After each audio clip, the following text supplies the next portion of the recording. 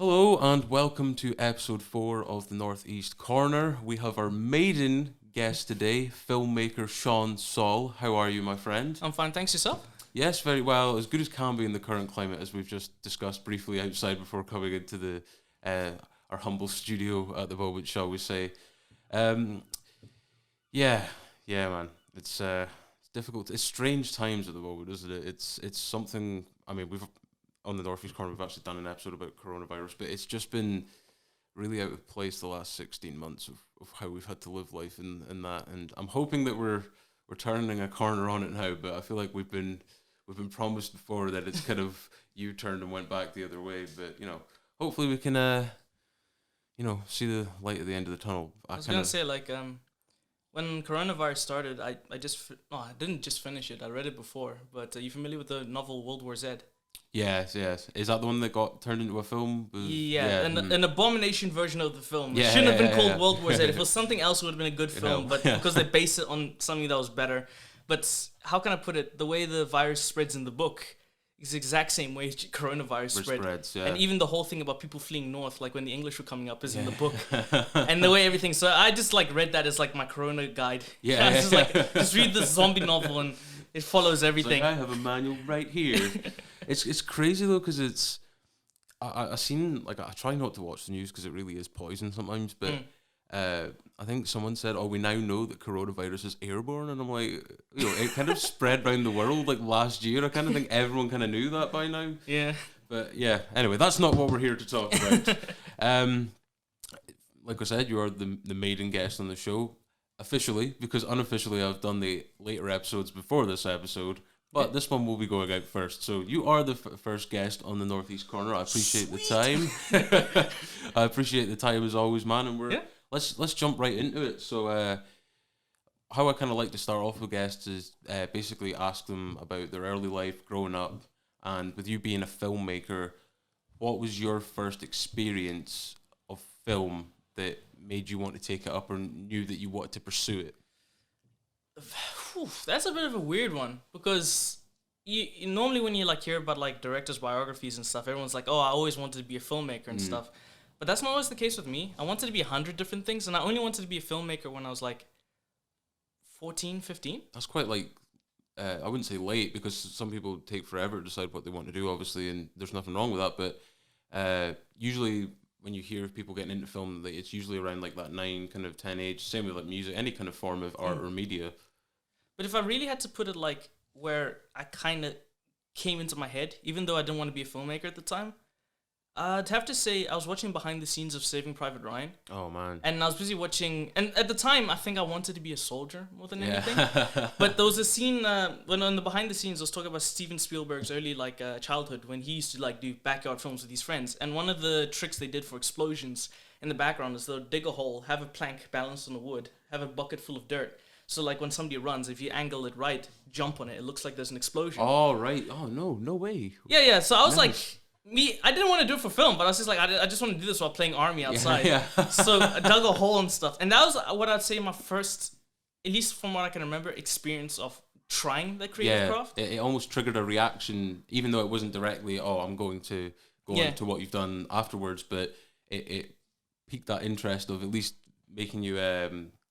maybe not feel something, but at least have the intention of this is really cool. I'm going to use it in some way. And do you think that was just something that kind of grew from there eventually? The thing I'd say that made it really grew, like I said, it was around when I was 14, 15. So you know about the 3 Shades and all that. Yeah. We'll be coming to that. Don't worry. Yeah. Well, pretty much when I met Finn and Innes, I knew they were doing videos for fun. Finn, who we had on the podcast a couple of days ago, which you'll see in episode 7, was saying that him and Innes had started a YouTube channel, and then you came into the mix, and then it became the 3 Shades, and then the videos happened, and we were talking about, funnily enough, because I was saying that when I used to watch the 3 Shades videos, you could tell there was a real emphasis on a kind of martial art combat scene essence to it, and I remember Finn saying that you were a really big kind of influence for that we didn't say it was Enter the Dragon or anything, but it was that kind of 80s mold of Yeah. filming? Don't worry, I'll get around to that. I'll Yeah. explain. But just rounding it off, pretty much. Yeah, I saw them do the videos, and then naturally I became friends with them and stuff. And I just like, yo, this is fun because me being a city kid from like Johannesburg, South Africa, being up here, must understand from my point of view, there wasn't too much to do, and like at the same time, I didn't know anybody. Like at least I didn't have that connection from small childhood with a lot of people here. But with them, that was kind of something for me to do, and that's when I think the passion really kicked off. Like, if anything, I have to thank Finn, if anything, for wanting to pursue the director path, because I was crazy about Lord of the Rings when I was younger. Then it kind of left for a while, and then I remember me and him were talking about it again, and then that's when I watched the behind the scenes for the films, and that is kind of what made me want to be a filmmaker. I was busy watching. I was like, these people look like they're having extreme fun. It's all quite adventurous. Like that's the thing you could say is a big theme in my life. I like adventure, no matter where it comes from. And filmmaking always just seemed like the most adventurous yet kind of free job that I could find. And yeah, that's kind of why I want to be a filmmaker. Like the more I'm learning about it, the more I realize it isn't really that free, but there's still an era of freedom. You can be creative, and there's always kind of an end to something. So it's great that you can move on to new things. But back to the martial arts thing, I got really into martial arts when I was in my teens, like mostly through my brother-in-law Raymond, who was like a black belt taekwondo kind of guy, and I really got into it. And then I started watching like Eastern cinema, like Hong Kong films from back in the day.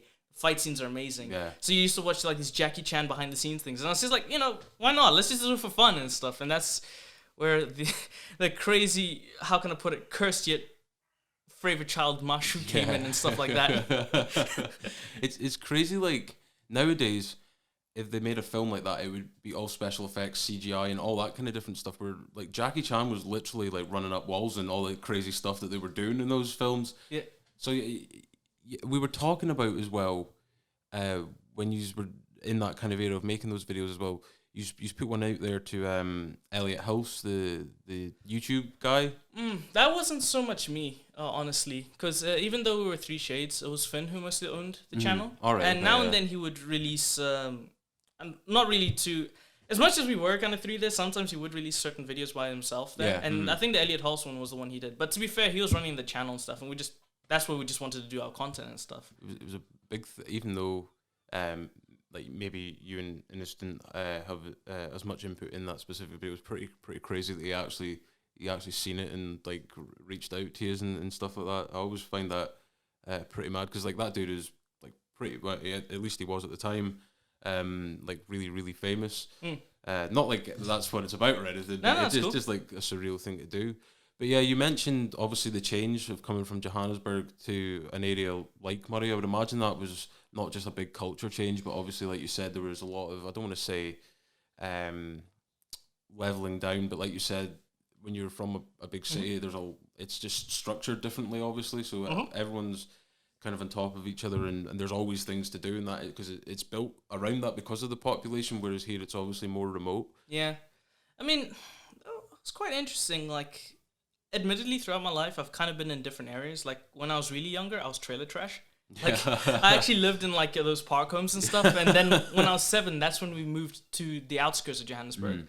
Like, I was in an area, I always say I'm from Johannesburg, but I'm actually from this place that used to be its own town called Krugersdorp, but it got engulfed by the city. So I just say I'm from Joburg because it's pretty much the thing. But I used to always live right on the edge. And yeah, I was raised around there, and the culture changed between, like, I'm literally from the opposite end of the planet. Yeah. And it's quite weird because Johannesburg, from an outsider point of view, and to be honest, even for many locals, is quite dangerous, like living there and stuff. But because I was raised there, it never really felt like that. I just knew what to do in order to avoid trouble. Like, you'd be surprised. Like, I always say, if you're going to visit South Africa, just know a South African and then you're fine. You won't have any issues because they know what to look out for. But I don't know, like, the thing is, like, I'll definitely say, the thing I like about Scotland is everyone's polite. They're really polite and stuff. And, like, there was no confrontation. Like, in the street, here you could just wave and it'll be fine. Like, either just get the ignore or just a polite wave. But in South Africa, you wouldn't really do something like that. And it's quite weird because it's like, I don't know. Like, the main way I can go into it is just about attitudes. Because the world is kind of the same these days. You know what I mean? Like, you can get a t-shirt like this in South Africa and you can get it here just the same.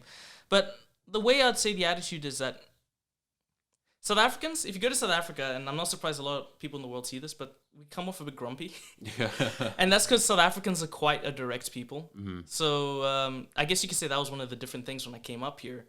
I don't find people up here as quite direct as South Africans. Yeah. And I don't know if I ever came off, I think I'm quite a polite person, but I'd say the reason South Africa people come off really direct is because we're so fed up with the bull crap. Yeah, South Africa, like we have extreme corruption and we have quite a bit of serious crime and we're used to scams and stuff. So people, it's kind of that thing of we just want to get to the point because we don't want to get scammed. Yeah. And at the same time, people in South Africa, they can be really friendly. Like, the thing you can always count on them is they'll be honest. Mm-hmm. They'll be brutally honest. Like, when I was in school in South Africa, there was none of this kind of like, oh, yeah, we're fake friends and stuff. It's simple. I either hate you or I like you. Yeah. And then we just stay in our own corner. But here in Scotland, people are a lot more friendly and polite, which is quite nice.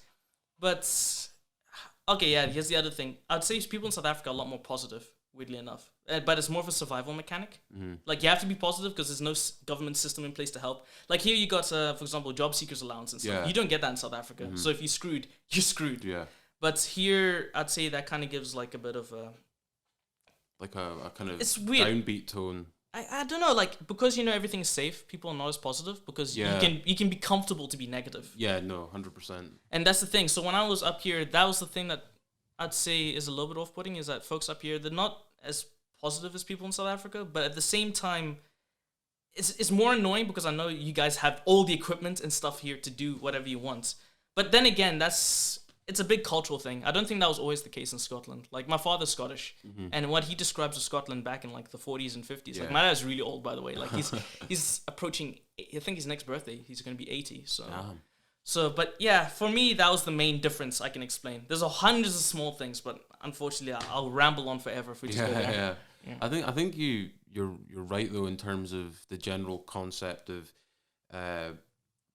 having more, privilege gets thrown around a lot, but privileges of, like you said, there's no kind of, it's basically kind of, not every man for themselves in South Africa, but like there's a lot of corruption, like you said, the government thing isn't as stable as it appears to be on this side of the planet. I actually watched, did you ever watch that Louis Theroux documentary where he goes to Johannesburg and he kind of... Is that the one, I'm trying to remember, he interviews that weird guy who's just like, I'll kill you if you want to, like your money and stuff and like that. And there's like all these people around him like saying, he's got to be punished, we've got to take him away. And it's like, aren't the police going to deal with that? It's like, no, it's just the public that deal with it. I was like, this is getting a bit... I actually have an interesting story about that. I actually saw that happen one time in front of me where the mob just jumped a guy.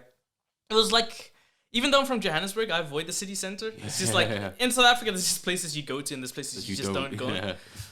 But the thing is, like, I remember just going into town there and, like, I never really went in there because there's quite the paranoia. Like, how can I put it? The thing with South Africa is sometimes people can exaggerate how dangerous it can be.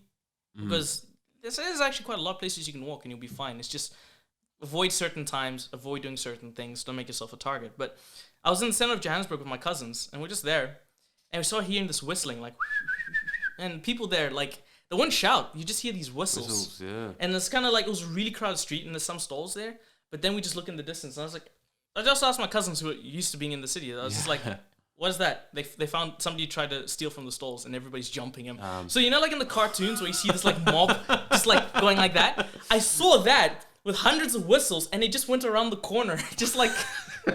And I was just like, and my cousins were trying to move me, and I was like, no, I don't see this every day. I want to see this. You'd be surprised. It's never really scary at the moment. It's just like, you're like kind of more intrigued. Yeah. It's kind of like when gunshots and stuff happen. You'd be surprised. Like, not everybody runs away. Everybody wants to see what's happening. I suppose we're not used to being around it. We're attracted to drama, right? Like, if people were to start shouting outside right now, we'd probably congregate to the window and just like have a quick peek. But I suppose, like you said, if you're accustomed to that, it's probably just like, oh, I've seen that 100 times before. Yeah. That's crazy, man, the way that they just kind of carry the day and that. No, street justice is a thing in South Africa. Like, I'm not gonna lie, it's more prevalent now, and it's just unfortunately the way the world is there. Like, yeah, sorry, man, I can't go into that. That's an entire political thing that nobody probably has an answer to, but yeah.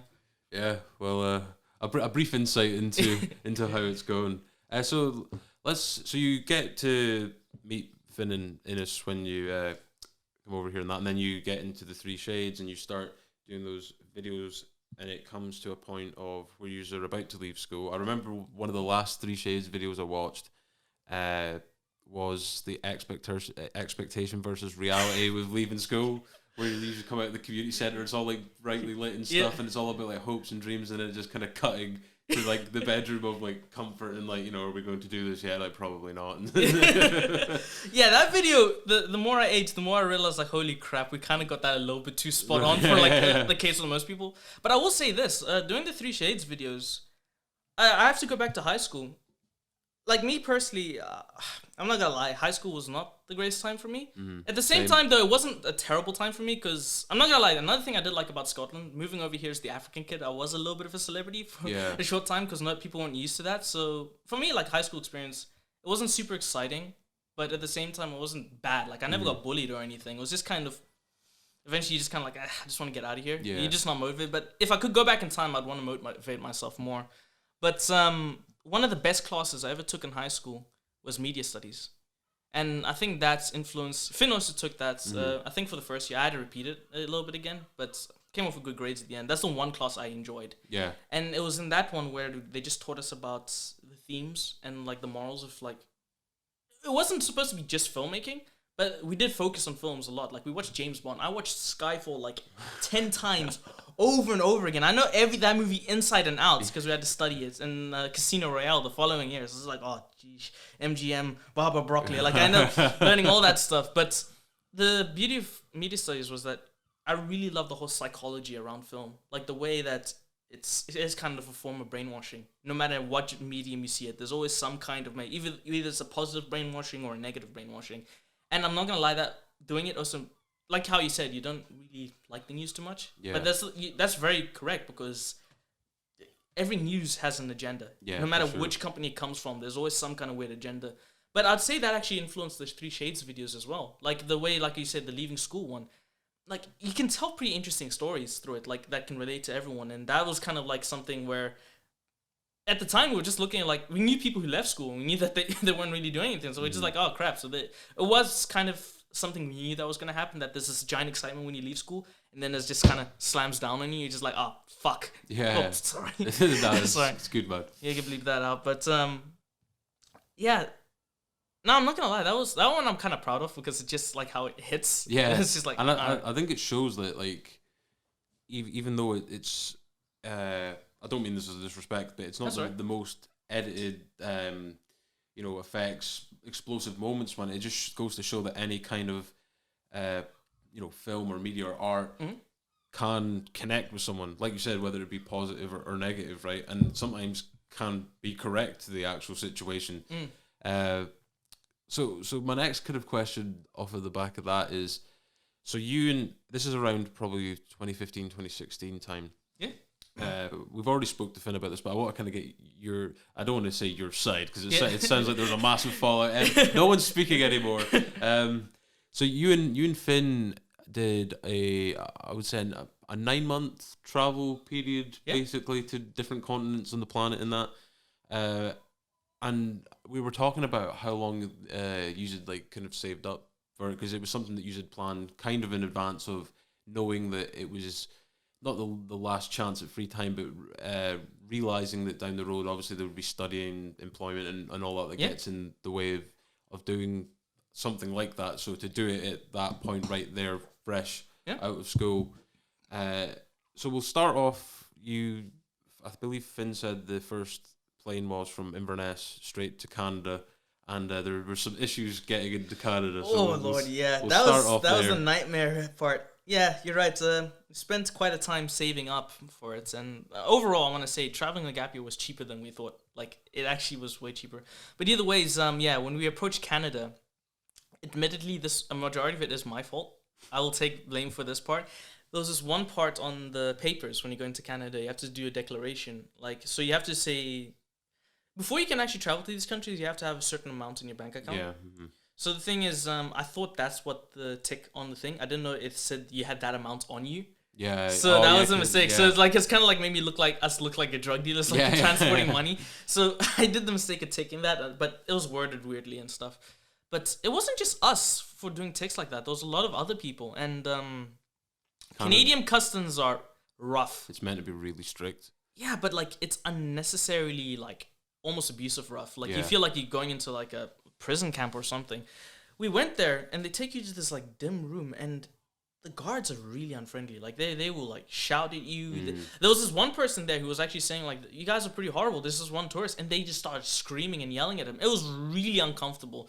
And like they interrogated us pretty much. Yeah. Like the funny thing is, like my mother, she's an African artist, and she gave me a bunch of T-shirts, and she said, Sean, like if you're ever in trouble, you could probably sell these things because they do sell. Because I've done so. So I used to have a whole bunch. I had a whole bunch of these T-shirts underneath. And when we were in there, we were talking about like maybe getting holiday jobs, just like something fun. But the lady the second she heard that, when she was there with me and Finn, she was like, "No, you're not getting jobs in this country. You're not gonna get anything like that." It was like, "Jeez, all right." But she was even like looking into our bags and stuff. And thankfully, she didn't go all the way into the bottom with whole bunch of T-shirts, because that would be like a weird thing explaining like, yeah, I plan to like sell some of these things here. I never got around to selling them in the gap year, thankfully, but I was just like, jeez. Yeah. And she was taking us out, she was never clear about if we made it into the country or not. So part of us felt like we were being taken back to the plane to go back to Scotland. So we're just like, but eventually it was like, nope, there you guys, you're free. And then my cousin picked us, and so much for like a happy, in another country. We're just kind of like, shell-shocked afterwards. That's so crazy, man, because it was kind of all for nothing in the end, that interrogation, because obviously like they didn't like deport you or send you back or whatever they were trying to intimidate you into thinking they were going to do. But I've heard Canada is genuinely, across the board quite rough to get in, even from the border from the United States going in. I remember hearing a story of a guy that was a security guard and transited money over the border into Canada. And by law, he had to have a firearm on him. And at the border, he had disclosed this. And that guy that was saying that still has trouble getting in. And that wasn't even like a firearms offence. That was just him disclosing that he's a security guard with a firearm. And that still gets brought up like 20 years later when he tries to go to Canada now. So it seems like it's quite of a broad thing that happens when you try to go. Yeah, Canada's how can I put it? There's this kind of stereotypical view of Canada. I think it's because we don't see it in the news. You have these countries, what I call perfect countries, where you don't see them in the news, they don't get too much involved in politics. So there's kind of this weird area that everything is kind of cool in their countries. Now, I'll say this about Canada. It is quite nice. It's very beautiful there. And people are polite. There's a difference, though, between friendly and polite. But a majority of people are polite, and I'll say friendly in their way. But it's quite different from the Scottish way, in a sense. Yeah, like, sure. This is the thing. People got to realize, like, it's not so much... I don't believe in like racism or anything like that. Like I truly don't believe like the way you're born will affect you and all that. But there's cultural difference, and you got to understand that certain cultures, the way they do things, will be quite offensive to other cultures. It's just more of a misunderstanding thing though, because I truly believe that if you have like an Indian kid raised in Scottish society, he will be raised like a Scots person. Same manner, if you have a Scottish kid raised in an Indian society, he will be raised like an Indian. So, but in the end, there's like certain things that clash. And with Canada, it isn't too different from us, but at the same time, there is, especially in their humor. Yeah. Like, our humor is extremely dark. Yeah. But we know we're joking, but there's like no bottom to the hole. But with Canadians, they're a lot more PC in their humor. Yeah. Mm-hmm. So if you try to do some of the jokes there, they kind of just like give you the shocked look. And you're just like, we're just joking. Yeah, but at the same time, they do this weird thing, like when they joke, they have to laugh at their own joke to confirm that it's a joke. It's funny. So for us, we're just kind of like, are you okay? Yeah, like, we think they're mad. But either way, it's like, I think with not cultural difference, I suppose it is cultural difference. That's like right, what you're saying with like our humor being more dry and dark and so forth, and theirs kind of being a bit more on a level playing field, shall we call it. And it's the fact that it's kind of that classic of no one can see it through the other person's lenses kind of thing. And then that, I think as humans, when we don't understand something, we get frustrated about it, and that's when the clashing comes and then argument and. But that was another reason I wanted to travel. I wanted to see like what other cultures' view on things was as well. Like I don't want to say like I traveled for like the soul searching kind of stereotypical thing. And the main reason I did is because like I was kind of like I want to do filmmaking, but there might be something out there in the world that I want to do, but I just don't know of yet. So that was the main reason I was traveling. I just wanted to see what was out there, and it was quite interesting coming across the cultures. But yeah, Canada was interesting. Like, I don't know, but at the same time, I've never. Am I okay to talk about like what I saw there and stuff? I hope I'm not diverging too much. No. Feel free, man. the one thing I'll say about Canada, it's very beautiful. There's amazing system. I mean, the houses are big and it's very it's pretty cool there. But at the same time, I've never seen a place with so many homeless people before in my life. Oh. Like there's a big rich to poverty gap there, and I think for me, like even being from South Africa, seeing squatter camps and stuff, like I don't know, that was a little bit of an off-putting thing. But I'd like to go to Canada again, but I don't know, it was just quite different. It's quite similar to Los Angeles, I see, because LA is like the home of Hollywood and singers, actors, all these kind of people, but it's also got one of the largest homeless populations. I believe there's like tents and that outside these massive houses and that, and it's kind of right in your face, the kind of not polarizing look, but the different sides of the spectrum, right? So much of like money and wealth and fame and fortune and people that are living by a road. Well, you'd be surprised. Like I tend to find no matter where I go in the world, the richest and poorest neighborhood tend to be right next door to each other. It's really strange. Like even in South Africa, like I've still never seen a neighborhood anywhere in the world as rich as this. There's a neighborhood called Sandton in Johannesburg, which is almost like a science fiction city. It is really like they own a house there. You think you're living in like, I don't know. I don't want to say Star Trek. I'm not trying to go for like a dystopian kind of thing. But then you have like kind of an eye shot away, just nearby, you see these squatter camps, these huge ones. But the thing is, like, in Vancouver, for example, there's this neighborhood called, I kind of forgot the name of it. I think it's called Gastown. But it's this really, like, artsy neighborhood, like, extremely artsy, very wealthy buildings, museums and stuff. It's really nice. But right next to it, there's a neighborhood called East Vancouver. And that is just full of homeless people. Like, really, like, on my first day in Vancouver, I had to take a shortcut down there. And I remember I was with my cousin and her kind of rich-looking kid there. But the second the people in the street saw the kid, there was a shouting going down each street saying, kids on the block. And we think that they were trying to tell the drug dealers to go, like, hiding and stuff. Wow. But the thing is, like, a majority of the homeless people in Canada, though, they're not, like, it's not so much, I don't know, a lot of them are just, I guess what you could say, mentally stable and stuff, but a lot of them are from mentally, like, they're mentally disabled, because apparently a long time ago, the Canadians were the ones who told me this. They said, like, the government closed down a lot of the mental institutions and they just shoved them in the street. Yeah. But this is what I mean, like, forgive me if there's any Canadians watching this, I'm not trying to trash talk your country. It was just something, as an outsider looking in, I thought it was a pretty, I don't know, odd. Yeah, especially when you hear someone who's not as powerful but as shocking as, like, vulnerable people, like, that had support networks and whatnot, have kind of lost that, and nothing's really been there to substitute that, if anything, and it's kind of led to this existence of where, it feels like lost souls in the world, I suppose, which is quite a...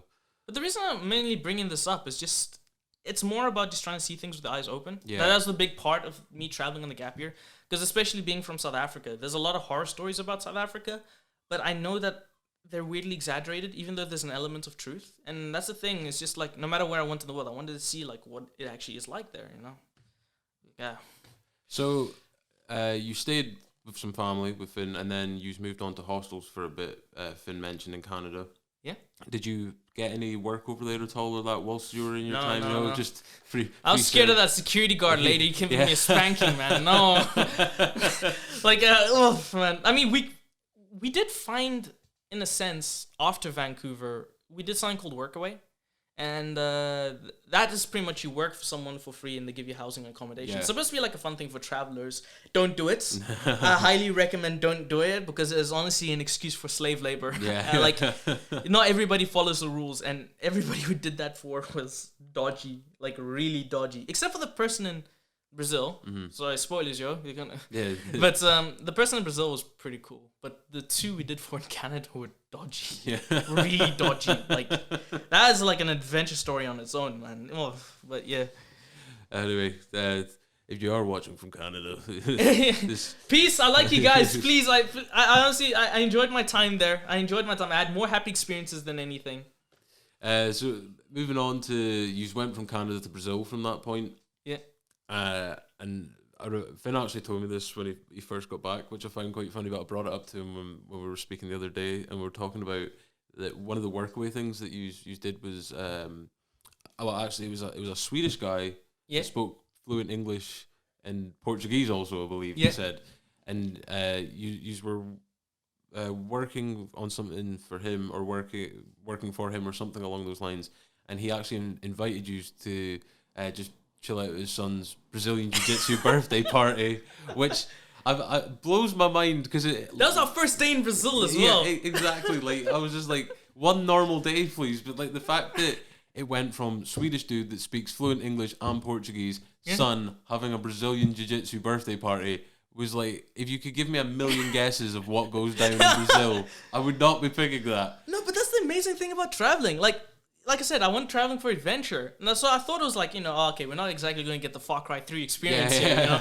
But like, nothing, I couldn't even make this stuff up that happened on the gap year. Like, I mean, Canada alone, I'd say Canada was where it had some of the craziest experiences.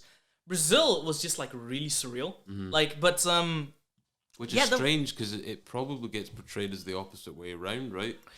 Well, in my personal experience while traveling, I found Canada weirdly more dangerous. Like, I can tell you a story about where I saw a guy get a gun pulled on him when I was in Canada. That was like my first day in Vancouver as well. Like, we were going through that East Vancouver neighborhood, cutting down. You remember what I told you when there was kids on the block? Yeah. This honestly happened like about a little bit later, but when we were there, I heard the shouting, like, "Hi!" And there was this guy running away in the middle of the street, and everybody was looking. But there was this other guy in the middle of the street holding a gun, like, in the gangster films like that? Yeah. He didn't shoot it. He was just holding it, and then eventually put it away, and then he walked off. And I was just standing there. Like I said, when the situation actually happens, it's not like, in the movies where everyone's panicking. Everyone's just kind of standing there. You're just kind of like, I was just like, oh, that guy had a gun.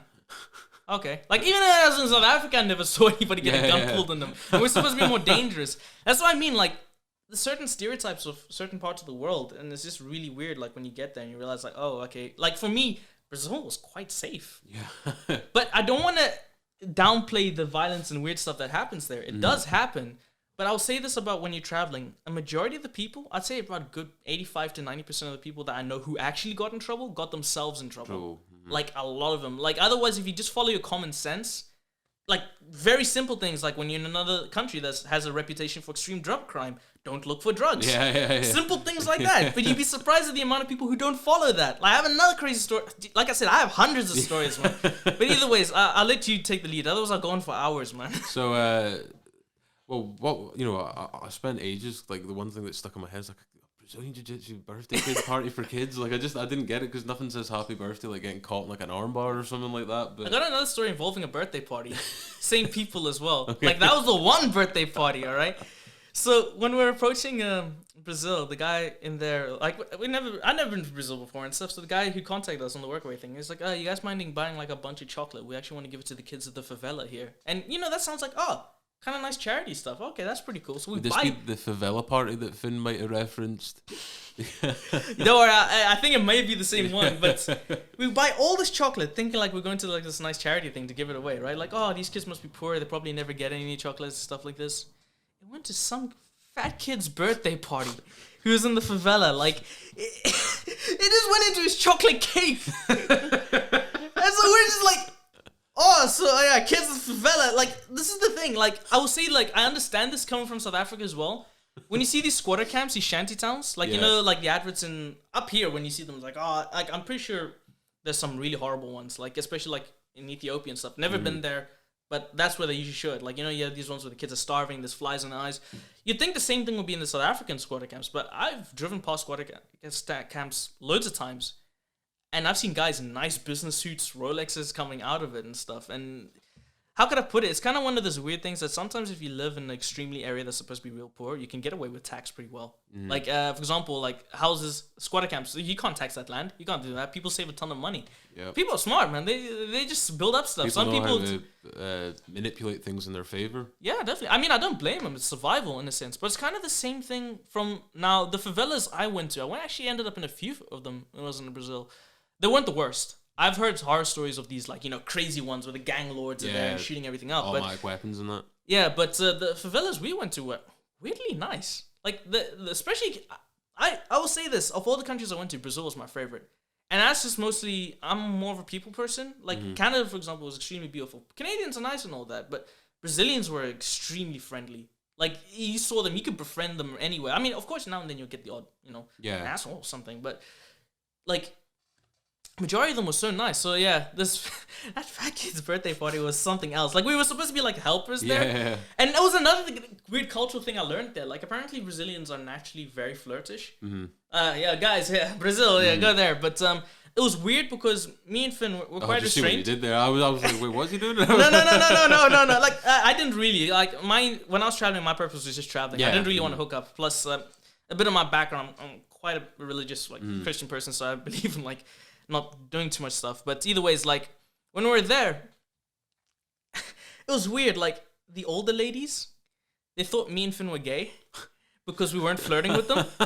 Like that's just a normal cultural thing there. Like apparently it's really a lot there. So and then because of that, like there was this one big guy, this really huge guy who had this serious look when I was at the party. And he was constantly staring at me like, and I was just like, damn, why does this guy like have like, why does he hate me or something like that? I never spoke with him. But eventually that Swedish guy is like, oh yeah, that guy, he's gay. He's looking at you. I was like, oh no. It's all through the eyes, man. Yeah. But the thing is now, I'm not gonna lie, like it was funny more than anything. Like, I enjoyed my time there. Like staying with those guys was amazing. The main reason they wanted people was mostly just to party. The people there, like we rarely worked, and like we went like on boat rides because how could I put this? A Swedish guy who was raised in Norway. Yeah, like it's all. That part's confusing. There was that guy, but living here with him was this other very young Brazilian guy who was actually a scuba diver instructor. Oh wow! So we got like free boat rides with the guy, and we were like. I've actually seen the photos, man, because I remember you put them up. Yeah, on that guy. Facebook. That guy is a crazy guy on his own, by the way. Like out of kind of respect. Oh, I don't know if you'll ever see. Man, no. Out of respect, I'll leave some of the crazy stories about him out. But he was great fun. But man, was he bonkers. Yeah. But no. Continue, man. Like I said, I have like you'd be surprised how much crazy stuff happened day to day. Yeah. No matter where I went. Brazil seems like me and Finn touched on it. We said the people seem really passionate in whatever they kind of do, right? Yeah. Which. Obviously, I think that's probably a difference from somewhere like here, right? Because we would take a look at that because there's always the stereotype of Brazilians are crazy, do you know what I mean? Whereas in really, they're just kind of really passionate of what they do and the people that they support, right? Like if you see like a famous athlete come from, one of these areas, like they've got paintings on the houses of them and so forth. And I think it's not a bad thing, which I'm not saying that we portray it as a bad thing, but we kind of look at it like through skeptical hippo eyes, as I like to call it. It's just the weird. We're raising the cultures we are. We have the weird ways of looking at things. Like for example, people in like Brazil and even like from my mother's country, Zimbabwe, they don't have as much personal space boundaries as we do. So like somebody being close and putting their shoulder over. Yeah. Can you imagine like you just being in the pub, but you met a guy for the first time, he puts his shoulder over your hand. You naturally get a bit paranoid. You're like, listen, can you keep your distance? Even me, admittedly, I don't like people getting too close to me, but. In countries like that, it's quite normal. You have dudes go like that. It's kind of like, for example, French men who are completely heterosexual kissing each other. You know what I mean? Like, for them, it's normal in the thing there, but yeah. Differences around the world, man. So, from Brazil, you take a little detour into Bolivia, which the landscape, from what I've seen of the photos that you took, was breathtaking. Like, we didn't even know it looked like that before getting there. Yeah. Like, I'm not gonna lie, it's like something out of a fantasy film when we first came across, that city, La Paz. We were driving along the plateau. The bus breaks down. And unlike here, the one's in the second bus. So we were kind of just waiting by the side of the road there. Luckily enough, there were like taxis, mini buses coming by. I think a taxi came by. We were able to get on. And then this is it's in the Andes, by the way, the mountain range there. Mm-hmm. So pretty much we come across this flat plain with this giant mountain in the background. And it looks like Kabul, Afghanistan. Like, it looks like, buildings kind of wrecked, kind of stuff. And wait, this is La Paz? So we were traveling with these two German guys at the time, who we hooked up with. Did we hook up? Yeah, we actually hooked up with them in Brazil, and they were coming with us. Because a majority of our time in Bolivia, we were only there for a short time, but we went straight to La Paz, which is this hidden city in the Andes. So we see this top part, and it just looks horrible. Like, we're just like, oh yeah, we're going to get stabbed here. This kind of place. We're just like, okay. But then... The thing is, the city, this plateau area hides the real city. And the real city is kind of like this giant crater. Like, when you're in a bathtub and you pull the cork and it does that kind of spiral. That's what the city was like. The way I took the photo did not capture how much of a spiral and how deep it went. But it was the most surreal thing I've ever seen, whereas all the poor buildings are at the top and the skyscrapers were right at the bottom. Yeah, all these skyscrapers just there. It was so weird. And when we saw it, we were just like, Yeah. Like it just looked like something out of a fantasy, like sci-fi thing. Like a reverse pyramid kind of scheme. Yeah. Yeah, there's a reverse pyramid scheme right there, dude. But that was if there was anywhere in the world that I'll say I went to that was so surreal and just different, and even just it was like something out of seriously, like even like you have shoe shiners there, which is something you wouldn't expect from the 1920s. But these guys look like kind of like terrorists. They had like balaclavas and stuff. But I will say this, since we talk about Bolivia, if you ever go to Bolivia, check out Chito Lito Wrestling. Chito Lito Wrestling. Did Finn mention about that? No, he didn't. All right, so you know like how we have WWE and stuff like that? Yeah. In Bolivia, you know, like you get these old Bolivian ladies. They do WWE, and they're like kind of like chubby, like about 4 foot something. But you see them doing backflips, elbowing each other, jumping down like far drive. We went like to a special like thing they had from the hostel to go watch it, and I loved how they were like at us. Please show respect to them, the performers, you know, do everything. But the locals were like, boo, chucking cans, Fanta, and all the tourists who had like the front seats, we're just getting like rained with all these like oranges. Like this one Fanta can I saw bounced off and sprayed all over these tourists. And it was so amazing. I'm not gonna lie, it was great fun. I remember, but you see, the thing is, I knew it was a performance, and I remember there was a villain, and the villain won. But I remember I was the only person in the crowd clapping, and he came and gave me a high five. I went, I love like Bolivia was so surreal, but it was great fun. So do they have like proper storylines like they do in like the American wrestling, where like they come out with chairs and like interfere? Oh yeah, they all had these characters. Yeah, these guys with like masks and stuff jumping around like power driving. Oh, it was so weird. If I ever get the video footage, I'll show you, because I actually took some video footage of it. But nice, man. I'll have to watch that. That sounds surreal. Probably putting it lightly. Watching old ladies in Bolivia wrestling, can't really write it, can you? No, that's what I mean. Like, it sounds like I'm exaggerating, but even me with my imagination, I can't come up with this stuff. It's insane. So Bolivia was it wasn't necessarily somewhere that you were conscious like we're going to Bolivia. It was en route to Peru. I believe Finn said. So tell us about the time about Peru and that, and how that experience was for you. Peru was a bit disappointing. If you want me to be completely honest. I loved Brazil. Like, it was surprisingly safe if you just followed your common sense. Like, I think it's also that I'm South African as well. Brazil reminded me a lot of South Africa. Even the landscape, like, you'd be surprised. Like, I went there expecting tropical jungles. I wasn't expecting like African savanna. That's what a majority of the places actually like.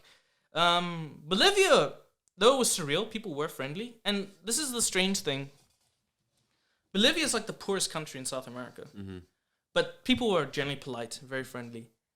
Peru was slightly the opposite. It was really strange. Like, it was pretty rude just getting into the country alone on its own. And when we went to Cusco, everything was designed to scam everyone. Like, I know we're tourists, we're from developed countries and stuff, but you see, there's one thing scamming us, and there's one thing when you scam your own people. Yeah, your own people, yeah. And that was the thing that kind of put me off Peru a little bit. Now, don't get me wrong, it's not, I don't want to slam every Peruvian and stuff, because, like, one of the best guys I befriended during the travels was this Peruvian guy who went to university. He was a really cool guy. Like, we met him in Brazil and stuff. And even when I was in Peru, there was this one tour guide who, I have to, like, explain the story. It's really strange, but Cusco, like, you know, the Incas, the Inca civilization. Yeah. Cusco was the capital. So there was, like, there's a lot of historical stuff there. Like, I'm a history buff. I love all this historical stuff. But everything was, like, signed up, like, designed to scam people out of, like, as much money as possible. Like, it cost you, like, $100 just for, like, some simple tour guide things. Like, you hear of Machu Picchu and stuff, and they make it sound like, oh, it's just a nice thing. But to get you there, it will cost you, like, $200 or something. It's in the middle of nowhere, and it's, like, a 3-day trip. And to be honest, the tour guides don't keep track of you. You get lost. Yeah. I had that happen to a friend of mine in Peru, where she went to Machu Picchu. The tour bus just left without her. Wow. She was stranded there, so she had to sneak onto another tour bus, and she actually had to beg the people, don't tell them. And they're like, that's fine, we won't. And then, but here's my weird experience of the weird scamming thing. We went to Rainbow Mountain. It's this giant mountain in Peru, which is like miles away. You really have to hike. I mean, the journey was fun. It was pretty awesome, and I've never been on a mountain that's so quiet. It's the quietest place on earth. Generally, it's like being on the surface of the moon. Like, no birds, no nothing, not even the ambience of wind. But we went there. Me and Finn climbed this mountain, and on the way down, like, they had some guys who had horses, like, you know, for the tourists and stuff. Like, you'd be surprised. It's like this giant trail of hundreds of tourists going up there. Not everybody made it because of the high altitude. Yeah. Like, before we went to the Andes, me and Finn had a good warning to get, altitude pills. but a lot of people fly directly there. Affects the breathing and stuff like that. Oh yeah, like honestly, if you just jog like from here to there, you feel like you're having a heart attack. But for the locals, it's fine. They're acclimatized to it. They're acclimatized to it. But me and Finn, we were able to handle it a little bit better than most people. Like a lot of people crying and stuff because they couldn't reach the top. We eventually reached the top, and we start coming down. And then I'm just like, how many times do I get to ride a horse? So I go to the guys with the horses, and I say, like I don't speak Spanish or anything, but I was kind of like, can I just ride a horse? And they're like, yeah, sure, just give the money. So I give them the money. They point to a guy down there. So I like, okay, fair enough. So I go down. I was like, I get on his horse. He's taking me down. So the guy had rudimentary English. He was trying to be polite and stuff. I was like, oh yeah, I'm from there. Fair enough. Takes me down the mountain on the horse. Then when I'm at the bottom, he's like, give me money. And I'm like, I already paid the dudes back up on the mountain. Yeah. So, but the thing is, and this is where I'm not gonna lie, like, it's thank God that the guy. You remember I told you there was this nice Peruvian guy who was a historian kind of guy. Brazil, yeah. No, not Brazilian. Sorry, this is a different one. I met in a different area, but he also came on the hike that day. Okay. And it was by good chance. He's like, oh hey man, because I guess they weren't having too many guys by the church. He showed me around, but it was just like, hey man, what's up? And it's like, oh I'm good. I just came here. But that guy who was on the horse comes up to the guy complaining about me. Like, he's like, oh, something in Spanish, and starts pointing at me. Then I'm like, is there a problem? And he's like, he says you haven't paid him for the horse ride. And then I'm like, luckily the guy was there to translate, but I said, listen, I did pay for it. I paid for it back on the mountain, and they pointed me towards you. And then the horse guy, I saw his facial expression. He knew I was telling the truth. He got ripped off by his own guys there. And the sad thing is... they just, like, ran off with the money and left him in the mud with it? Yeah. I felt sorry for the guy. But the thing is, here's the truth. Not all of us tourists are like rich gringos, It's just kind of one of those things. And I was just like, shit. I feel real sorry for this guy, Yeah. But the thing is, I saw that happen one too many times in Peru. But I don't want to blame it. Probably the rest of the country is quite all right. Because the other person, there was a good friend of mine who I met in the time there. And she had a great experience in Peru. But I think maybe it was just where I was. Cusco, it's just everything was designed just to rip tourists off. Like, there was another bunch of people who got ripped off on that exact same trip who I had to kind of help them out with. But, like I said, I don't want to dwell too much on that. But either ways, if I ever went to Peru again, I'll go there specifically. Maybe very specifically to Machu Picchu. I wouldn't rely on any of the other things. But otherwise, yeah, that was just my experience. Like I said, my experience, people. I'm not slamming any cultures here. Just, no generalizations here. I hate you all equally. So, So, the time in South America, well, actually, I think you should go all the way back to Brazil, I think Finn said. Yeah, we went back for a short while, but that was mostly just to get our flight back. Yeah, the... I mean, no, not back, sorry, to Thailand. To the next destination. So you leave South America and go to Asia, Thailand, and if Canada was too secure, it would appear from what Finn said that Thailand was not secure enough. We just walked right through. Yeah. We just walked right through. I remember even seeing like the bars there, like where everyone's supposed to get scanned. Yeah. The dudes were just chilling there. It was like the thing is though, it wasn't like a shabby airport. It was a very nice airport. They just didn't care. They just let these people come in. I'm gonna explain the terrorist attacks that happened there later when we were there. But sorry, continue. So the next crazy thing that happens in Thailand, from what Finn says, he said it was really cheap to stay in the hostel. That's not the crazy part. Yeah. But, he said it was very, very cheap to get stay. Like he said, it wasn't 5-star, but it was like it was okay. It was like a roof and a safe place to stay in that. Before we continue, that's one thing I will say about traveling. I recommend, and this is going to sound really strange, I recommend going for the low-star hostels, not the high-star ones. Because in my experience, the low-star hostels, which are usually the cheap ones, I find that they do better customer service. Maybe it's because they're trying to improve their ratings or something, but they're a lot more friendlier, they're a lot more helpful. And this is what I mean, like the cheap hostels I found were actually the best. Whenever we went to like a 5-star hostel, I tend to find that the people were kind of rude. Yeah. And at the same time, they would try to rip you off for everything. So, yeah. But sorry, continue. It's been quite a common theme that we've been speaking about so far of not the food chain, but the different sides of the spectrum, right? Yeah. One that's really successful and probably doesn't realise that they should treat their customers well because they have that success from their customers, and one that maybe doesn't have that yet but realises the importance of treating people well to get to that point. It's kind of a weird thing when you realise, like, especially with like countries, where if the country is more messed up, there is weirdly... I don't want to say it's universal. Countries are very different. Like, for example, I mean, South Africa's a weird one where there's an extreme poverty and rich gap. Like there's some richer things I've seen in South Africa than I'll ever see here. Yeah, sorry, man. It's such a hard cultural question, that one. But you're quite right. Like, it's just kind of weird, like how you'll be in a place where it's supposed to be super good, and then you'll find that there's some quite rudeness and odd things. But then you'll be in a place where it's supposed to be really bad, but people are actually wonderful. Yeah. So the next story Finn told me was I was asking him if it's like what you've seen on the TV in Asia with the traffic and stuff like that, and everyone kind of going about, and he was like saying and he was saying that you've all got on a moped, and it was like, bearing in mind none of us had driving licenses and that at the time, and I was like, bikes? I was like, so my mind was blown at that, and I was he was saying that he left his outside the hostel for a brief second, and I remember this. A police officer came in and clamped it, and then he had to get the hostel to phone the police station to then send an officer out to come and unclamp it. And then when he turned up, he then said to Finn that he had to pay a fine. And you were still in the hostel, so there was no way he could come and tell you where he was going or that. And this is the other secure part. He didn't like get into a car and in the back of a car to go to said police station. He had to follow the officer on his moped to the police station, which blew my mind also. I could not get my head around this. And I was saying to him, did you feel scared at any point, just because you're in a different country and you don't know if paying a fine means paying a fine? And he was saying that like they just kind of got up the road, and the police officer actually pulled over, and then he pulled in behind him, and he was like, actually it's too busy of a day, just give me the money now and then go back. So do you remember that? Not that, obviously, because I remember everything, dude. But like when Finn came back, do you remember being told this? Mm-hmm. The weird thing is, I think I was laughing that was the first time it's ever happened to him. Mm-hmm. Like again, me being from South Africa, I'm used to the corruption. Yeah. I'm used to like people like paying the bribes. Like if you ever get pulled over in South Africa, just give the cop 20 rands, they'll leave you alone.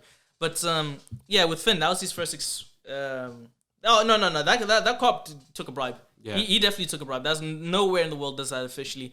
But he just pulled around the corner. But it sounds like this is a weird thing where corruption works in your favor sometimes, which is really a sad thing. Mm-hmm. But it's kind of true.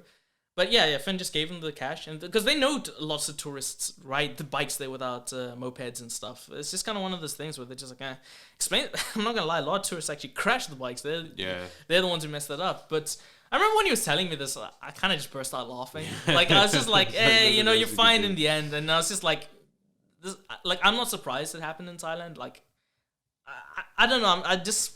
Me being from different parts of the world, I was just like, I know this happens. Mm-hmm. So I was just like, you got lucky, man. Yeah. I was going to say, you did better than, like, at least me and Finn were able to, like, keep our bikes steady. Yeah. Like, there was a lot of people who just crashed and then they ended up, like, there was this one Polish guy we were going with. I think his name was Jakob or something. But he was a really cool guy. Like, we ran into him quite a few times. But I remember we were trying to find this, like, hidden place, and he crashed his bike. And we actually had to wait for, like, an ambulance and everything because the guy was bleeding and everything. Yeah. But Thailand I enjoyed Thailand. Thailand is very chill. Mm-hmm. Like, it's very chill. You'd be surprised. You think when you're there, you're going to get swarmed with, like by people like, oh, you want to get it. But the people from Thailand are very respectful. They keep their distance. They don't really get excited by tourists. They're just like, oh, hi, you know. Yeah. They just want to get on with their day because they know their country's like a tourist like trap. Yeah. So they're just like, oh yeah. But here's the one thing I'll say about Thailand: never get a taxi there. Only get a taxi from your airport. Or put it like this, if you're going to get a taxi, be ready to spend more money than you should be paying. Finn said that they all kind of try and compete to get you to go in a specific one. I can't remember the actual thing that he used. I don't know so much about, like, competing, but you know, like how taxis have meters? Yeah. All the taxis things say taxi meter.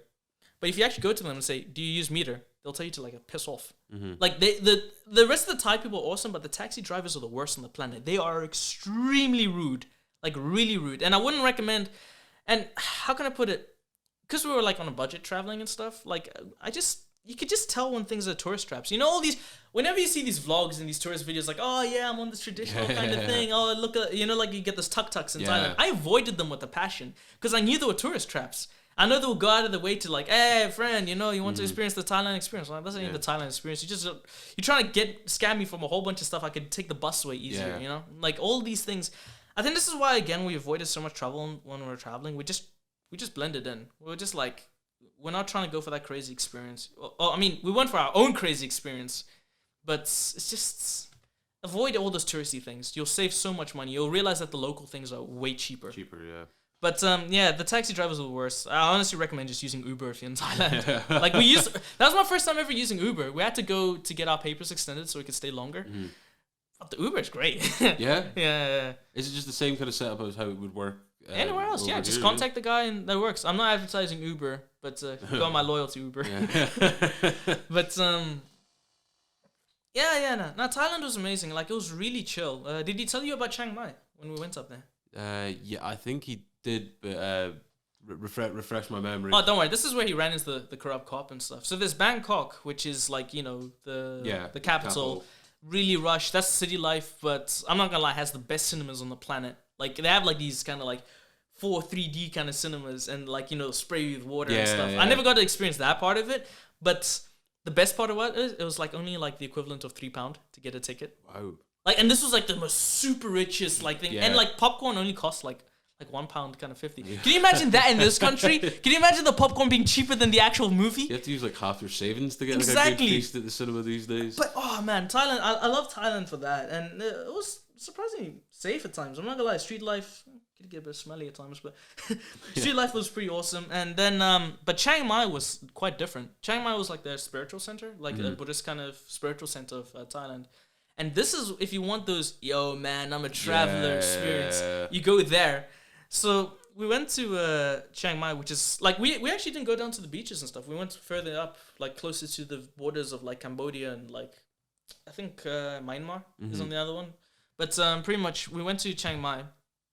Very beautiful around there. Like it was really more relaxed, chilled. It was definitely a bit of a touristy city, but like really Buddhist. But it was really laid back. I really enjoyed my time up there because it was just like this is the thing I'll say about 9 months traveling. You get exhausted. You get really exhausted. If I ever recommend people doing like a gap year or something, I'll tell them to travel 4 months at most. Yeah. 4 months at most. Like what we did was burn yourselves out. Yeah, it's this thing. You're still having fun, but the excitement really is within those 4 months when you're like, oh, I want to see everything. But eventually, you just kind of know the routine of things. Like weirdly enough, traveling, you just end up getting a bit burnt out. You just like, you reach those days where you're just like, I kind of just want to stay in the hostel now. It's nothing about being lazy or anything. It's just you get burnt out. You really do get burnt out, and yeah, that was the nice thing about Chiang Mai. It was just really chill, relaxed. We got the motorbikes. We used to find all these hidden spots. So this is nice, like hidden, like, and the thing is, it's actual tourists who just kind of live there. And I met some cool, like, laid back people. Like, I don't know if Finn told you about the Blackpackers. No, he didn't. No. The Blackpackers, this is what they call themselves, but they're these African Americans who have this house in Chiang Mai, and like they turn into their crib and stuff, and they have these open house parties. For like, locals or like tourists, so people come there and, there's like weed and drugs, but they, they have like rap events, they have like, you get all these hippie kind of characters going there. It was so surreal. That's just what you experience, like if you ever seen the movie The Beach or like, kind of stuff like that. Yeah. That was that, everyone's like, oh yeah, man, chill. And I remember I was there and there was this really cool Mexican guy, I forgot his name, who I befriended in the hostel. He was a really chill guy.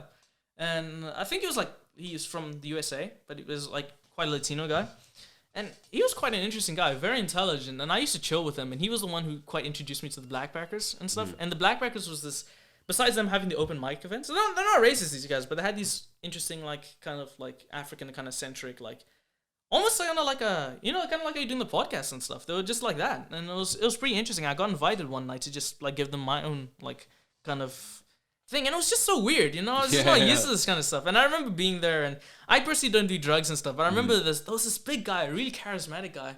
It reminded me of like Biggie Smalls and stuff. And I remember him just being there like, yeah man, cool, you want the weed? And I was like, no thanks. You want the sweet? I was like, nah, no thanks. But like, I'm not gonna lie, Chiang Mai was surreal, but it was a nice like peaceful way of ending the travel. Was this like happen in the middle of the city basically, or was it? It was actually in the middle of the city. It's really weird because it isn't like a city in the like skyscraper sense.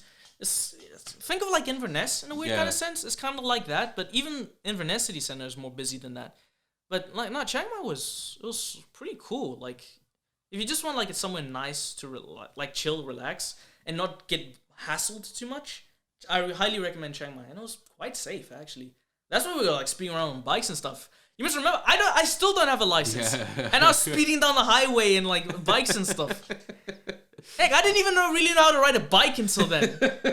But like I said, follow common sense. Just follow speed limit. Just do this. There was actually one time where we actually came across a police roadblock and we're like, oh dear, yeah. So I remember we saw it and we automatically just turned around and the cops were looking at us and we're just like, the other direction. And suspicious has been detected. I really was like, oh crap, we're gonna, get chased here. But nah, they didn't. The gap year was great. I highly recommend it if people ever get the chance. It's just last level. It's crazy, like when people face like a situation that might make them panic, that they do the most obvious thing that brings that panic and suspicious behavior more close to them than the thing that they're worried about. Me, I wasn't panicking. I just followed everybody else panicking. It's kind of one of those things like, oh crap, if I wait behind here, it's kind of like the classic toilet paper issue with COVID. Like a few idiots buy the toilet paper and all the human behavior changes to that. Even the people who are like, oh man, why are these guys buying all the toilet paper? But then you realize you're not gonna have any toilet paper, so you just want to get toilet paper. So it turns into that kind of like weird knock-on effect. So I was just like, oh crap, out of there. Feet are missing out. So the gap year comes to an end, and this is kind of what I'd like asked Finn. What he took away from it, and he had said obviously he went to meet up with his girlfriend, so he's kind of parted ways at the airport in Thailand, and then he actually never actually reflected on it until they got back in Murray. I just wanted to ask what your experience, like what you took away from the overall experience. That was great. I feel like it did wisen me up. I don't want to say like, oh, I found myself, man. No, I don't believe in that kind of stuff. It was more just eye-opening and seeing like what the world is like. You know what I mean? Like, and it's just kind of like, it made me want to be a filmmaker more. The main reason I did travel was just to see, do I truly want to be a filmmaker? Is there something else out there? But in the end, I was just like, I want to do it even more now. Mm-hmm. It's quite adventurous. Yeah, like the thing I'll definitely say to do different before you do a gap year is, if you're gonna have anything, you have to have something planned for when you come back. Yeah. I didn't really too much have it planned. Like, I knew I wanted to do university filmmaking, but I'd definitely say apply before you go traveling, and like have it all set up way beforehand. As for me, like I didn't really have it too set up. So when I started applying, I didn't get into some places, and then I spent like kind of like a year just floating. And for me, I always feel comfortable if I see a good plan in my life for at least 3 or 4 years ahead. Like realistically, I can see where my life is going. So that's always been my case. So I've always kind of had like a plan in the back of my head. But that was the one time I didn't have a plan. I was just kind of like, okay, well, if I can't get into uni, I'm just going to do the traditional route of sending applications. But that's when I moved down to England for a short time to stay with my sister, who was also down there. And I'm not going to lie, I didn't enjoy that. It was just looking, you know the classic thing, applying for hundreds of places, you barely get a response back. I had like one interview where I made the shortlist and for this like very small film kind of thing, but in the end I didn't get into that. So eventually, the good thing is, like while I was up in Murray around the time, there was this person, Anna McPherson, a local filmmaker, and I just kind of said like, look, I want to get some film experience, and I used to do a few odd jobs with her, and nothing like that would keep me like fed, but it was great fun, good experience. She was honestly great with that, and I really respect her for that. But she eventually just told me, look, they're doing a film course in the UHI, and I was just like, well, crap, I got nowhere else to go, Exactly. So I may as well take it. And I think it was an excellent decision, taking that film course. I really enjoyed it. So that's how I ended up doing the film studying. Now I'm out again, but at least I have a good idea of what I want to do. Like they trained me at least to be self-sufficient. And more clarity in what you need to do to get to where you want to be, I suppose. The good thing about uni, I'll definitely say, is it gives you a real eye-opener. They tell you the realities of it. Now, the dream thing, it depends on the course you go. If you do accounting, you're definitely going to get a place to work in a firm. But if you do something creative, you're not going to get it. Yeah. They're just going to teach you, like, here's the skills. What you do with it is up to you in the end. So with me, like, a lot of it just... Yeah, don't worry. I'll get around to that part because I know you want to ask me about my plans and stuff. But don't worry, I'll get around to there. Was it a good feeling coming back, realising that... I know you said one of the reasons you went travelling was to make sure that filmmaking was actually what you wanted to do. You didn't want to dive into something and then realise maybe 10 years down the line that, there was this out there and I never have seen that beforehand. Was it a good feeling having that reaffirmed in your head, and that obviously some things had changed, but not that in specific hadn't changed? No, yeah, it was good. It was good to be back. I'm not gonna lie. Like I planned this years before because I don't know, man. I look at the world around me, man, and the thing I notice about a lot of people when they leave school, a lot of them go straight into uni, and a lot of them realize they don't want to do that. Exactly, yeah. And they end up leaving, and then there's a lot of people who just run off into the world and stuff. And I just realized that at the end of school, there's a small area where you have freedom. You know what I mean? And before I get committed to work or any education, there was a small gap, and that's what I used the gap year for. Another big reason I did it was just to get the travel feeling out of me. I don't want that urge later to be like, I want to travel, but now I can't because I'm stuck in a job or stuck in the uni and stuff. I did it just honestly to like kind of purge myself of it. It doesn't mean I don't ever want to travel again. It's just next time I travel, I want to travel with purpose. That's another thing I did in the gap year. Gap year was my time to fool around. But now if I want to travel, I actually want a purpose to travel. I find that it's more fun traveling with a purpose to somewhere there. And filmmaking is another great thing of it. If you want to do a movie in like Israel or like wherever, just travel and you find a great experience of it. Good stuff, man. And the other thing I will say, just before we run away from the traveling stuff, I highly recommend that if you're gonna travel to places like this, don't go for as many places as possible. Yeah. Find a place and spend like maybe a week or two there, and just enjoy the local life. You'd be surprised. Like when you go to a monument, you see it, take photo, that's it. But if you enjoy the local life and like I recommend befriend hostel staff. You'd be so weird. It's surprised like how much hidden gems they show you. Like some of the best places I went to weren't like public tourist things. They were honestly just like small like hidden gem pubs or something. Like when I was in Brazil, I went to I befriended this Bolivian guy who was working in the hostel, and he took me to this like unique pub that was hidden in the favela with like a beautiful view over Rio de Janeiro. Oh wow! And I was just like, that is the stuff I like. I liked all that hidden stuff. That was better for me. It's people in a sense. Yeah, definitely. Because I think it would be quite mundane just to go for not material things, but for landscape. That's important as well, and that can be a great experience.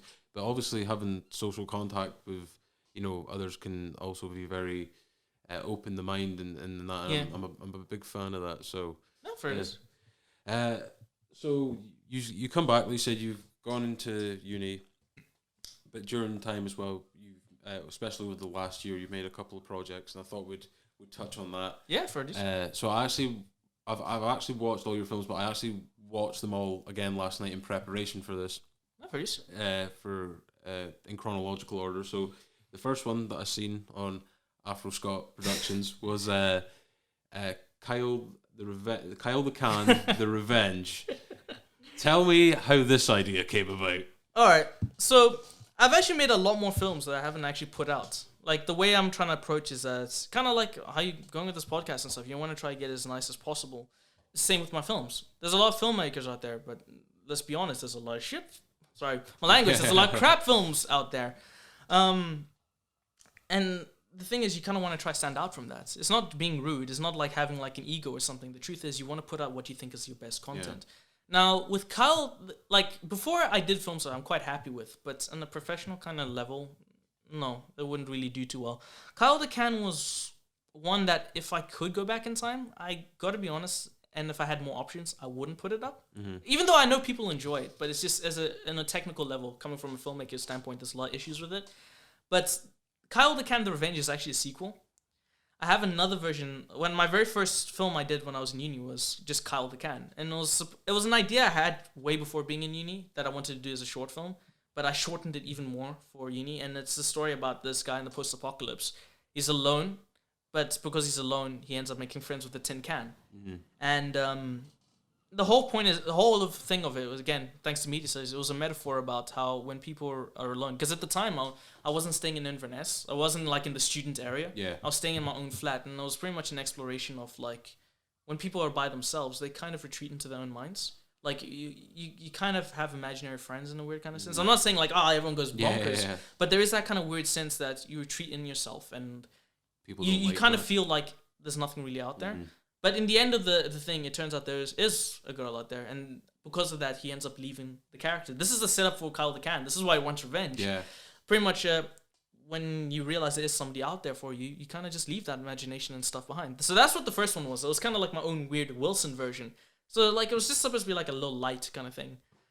Around third year, like, you need to come up with another film. And I was just like, bashing my head, like, what can I come up with? And then my friend Liam in the course was like, dude, why didn't you come up with like a part 2? Yeah. And it's just like, I was like, oh yeah. And then we were just joking about like, oh yeah, he wants revenge. He like, on him for like going off with the girl. And then I was just, why not? I like grindhouse films. I like all these like goofy like films, especially from the 80s. Like, as much as I love really good cinema, you do have those guilty pleasures. And well. I felt like with this I could do like a kind of weird version, like Evil Dead kind of like kind of grindhouse thing. So that's when I came up with the entire plot of it, like just being like, yeah, it's back. And it turns out he wasn't insane. The can was actually alive. It was a complete twist on the first one, but it turns out like, the can is actually sentient. And it's part of a can race that's popped up after humanity's gone. I was just I've got to admit, I've never laughed as hard in my life as when I seen Eric's the character's name, I believe. Get taken out with the can, holding the gun to his head, and then that playing out, and then when we won't spoil it, but something happens to Kyle the can, and then it just cuts away, and there's all these cans in the forest, and I find that hilarious because it actually reminded me of a film. I think it was called The Bunker, right? And it's they find. I think I've seen it as well. It's like there's there's like Nazi kind of zombies. Yeah. And then like I remember like there's a scene where they're all standing there at the end, and it reminded much of that, but obviously in a more humorous way. Yeah. So I appreciated that film, mate. It was. I mean, I'm quite happy you found it funny because it was a comedy. I haven't seen too many reactions and stuff, but yeah, it was bonkers making it. I will say this though, I'm starting to understand why some filmmakers have films. Like, for example, like, you know the Alien films? Mm-hmm, yeah. Have you seen them all? Apart from Isolation, I believe. Alright, but you've seen Alien 3, right? Yeah. Mm-hmm. So Alien 3 is like the black sheep of the Alien franchise. Like, I understand, even I don't agree in the main storyline where it goes, but the director's cut of it, I think, is one of the best Alien films. Mm-hmm. Like, it's genuinely the only Alien film that really scares me. But at the same time, if you ever look at David Fincher, you can never rewatch it. He kind of disowned it. And I kind of have something similar with... Doing Kyle the Can was a lot more stressful than it should have been. It's not to say that I have that experience with every film, but with Kyle the Can, it's kind of one of those ones where I find it hard to rewatch just because there was a lot of craziness trying to make that film. Mm-hmm. But it's also one of those things where I'm extremely proud of it because in the end I made it, and this came out just as Corona. Yeah, because I remember seeing that it was saying this wasn't based on coronavirus. Yeah, it was complete coincidence that there's a virus in the film. And that there was a thing there, and I was like, crud. Yeah. so like everybody thinks like, oh, you're just basing. You're just taking the low hanging fruit. Yeah, but I'm proud of it. But yeah, that's the one I was pretty. I think that's why I really wanted to do Damned. I know we're gonna go there eventually, but Damned was kind of like I felt like I needed to find my passion in it again, and that's where it led on to that. But anyways, yeah, continue, man. Do you think? I was actually speaking to a musician yesterday. And I know there's probably differences between music and film work, but one thing that we were talking about is sometimes content creators, media creators, which is a blessing and a curse, can overthink things in terms of... I brought up... I watched a documentary about behind the scenes of South Park, right? And they go to release an episode, and Trey Parker, that's one of the main guys that works on it, is freaking out. He actually requests them not to play it on Comedy Central because he says every episode I do, I think it's the worst thing I've made, and that episode actually became one of the show's like most viewed episodes. Do you think there's like a kind of, I wouldn't say a paranoia, but a kind of anxiety that you get when you're about to release something and you think, oh, I should have done that, and you kind of just start nitpicking at things? Yeah, no, I agree with you on that, actually. There is kind of like this weird anxiety. You must understand, like, from a creator's point of view, the reason this comes along is because we end up watching our thing over and over and over again. So we see all the small things that people don't see. This is why admittedly, it's good to, like, test your stuff with people who don't see it. Because my logic, especially because I'm trying to make things as best as I can. I'm not claiming that, I'm the best and stuff. I'm still in the process, but I try to make as best as I can. I go with the logic whenever I'm editing. I'm like, if it doesn't fool me, I can't fool the audience. But sometimes that's not always the case. But in order to achieve the top tier thing, that's the way I believe of doing it. Like if the effect doesn't fool me, I can't fool somebody else. Because I do, personally, when I make things, I do like to think of my audience as intelligent. I don't like to think, they won't mind this. Like, you can't do that. You have to give them a nice service. You know what I mean? You got to make it really good. But the problem is like, in that quest to make things perfect, you see your thing over and over and over again, and you realize that there's something slightly off. There's always something that you just can't fix, no matter how much you go into it. But on a majority of the time, it's super small. Like people who, unless you point it out to them, it's kind of like those film mistakes. If you like when you watch it the first time, you don't see like that. Oh, that camera was actually shot. It's just kind of one of those things. Like you just kind of like, yeah, it's. The audience will probably enjoy it. They'll be fine. But it's kind of one of those things that in the end it comes down more to your own psychology. Me, I'm just like, you got to put stuff out there, especially at my level. Mm-hmm. So whether it's, how could I put it? It really is just like in the end, it's a really hard, tricky area to navigate. Like, if you think it's good, if you think it's good enough, you got to put it out there, no matter what you would like to change. Like a lot of my old films, I had better things, but you got to think of your circumstances. You just got to do it, dude. Yeah, because even if there is stuff that, not a mistake or went wrong or anything, but something that you are not happy with, when you end up seeing it later on, you'll learn from that, right? And then it improves you for the future. Yeah, pretty much. No, that's the right way of doing it. Like I said, with Kyle the Can, I saw there was a whole bunch of technical issues that I really wanted to fix. And that's where I did Damned. I was like, I want to do something I'm passionate about where I have a lot more creative freedom and at the same time not be restrained by certain things. And then, yeah, I'm not gonna lie, I'm very happy with how that one came out. But yeah, sorry, continue. Sweet, dude. So your next film was Damned, which was a short horror film. Yeah. And one thing that was clear to me in terms of a difference between this and Kyle the Can, and one thing that I thought was really good about Damned is there's a lot less dialogue with it in terms of like characters speaking in that, and there seems to be a lot of atmosphere set with music and lighting or lack of lighting or whatnot. So give us a brief description of people that haven't watched Damned of what it's about. Yeah, pretty much it's... Yeah, I don't want to spoil it too much because I felt like I set up... Like, Damned surprised me as well because... Alright, pretty much it's about this guy in the 1700s who wakes up on the beach. He has no memory, but for some reason he's being like haunted by these like African-esque kind of ghosts. And throughout the story, you eventually realize who he is and why he's being haunted and where he actually is. But that came up because I had a friend from uni called Yuri. His aunt stayed nearby in this like huge house. And when he was around, like he likes filmmaking. He helps some like film students as well. And we were just talking. We were talking about how much we like the aesthetic of Brothers Grimm. You know, like the Brothers Grimm films and like all that like kind of Napoleonic-esque stuff. And he was also just talking about how his aunt actually has a musket.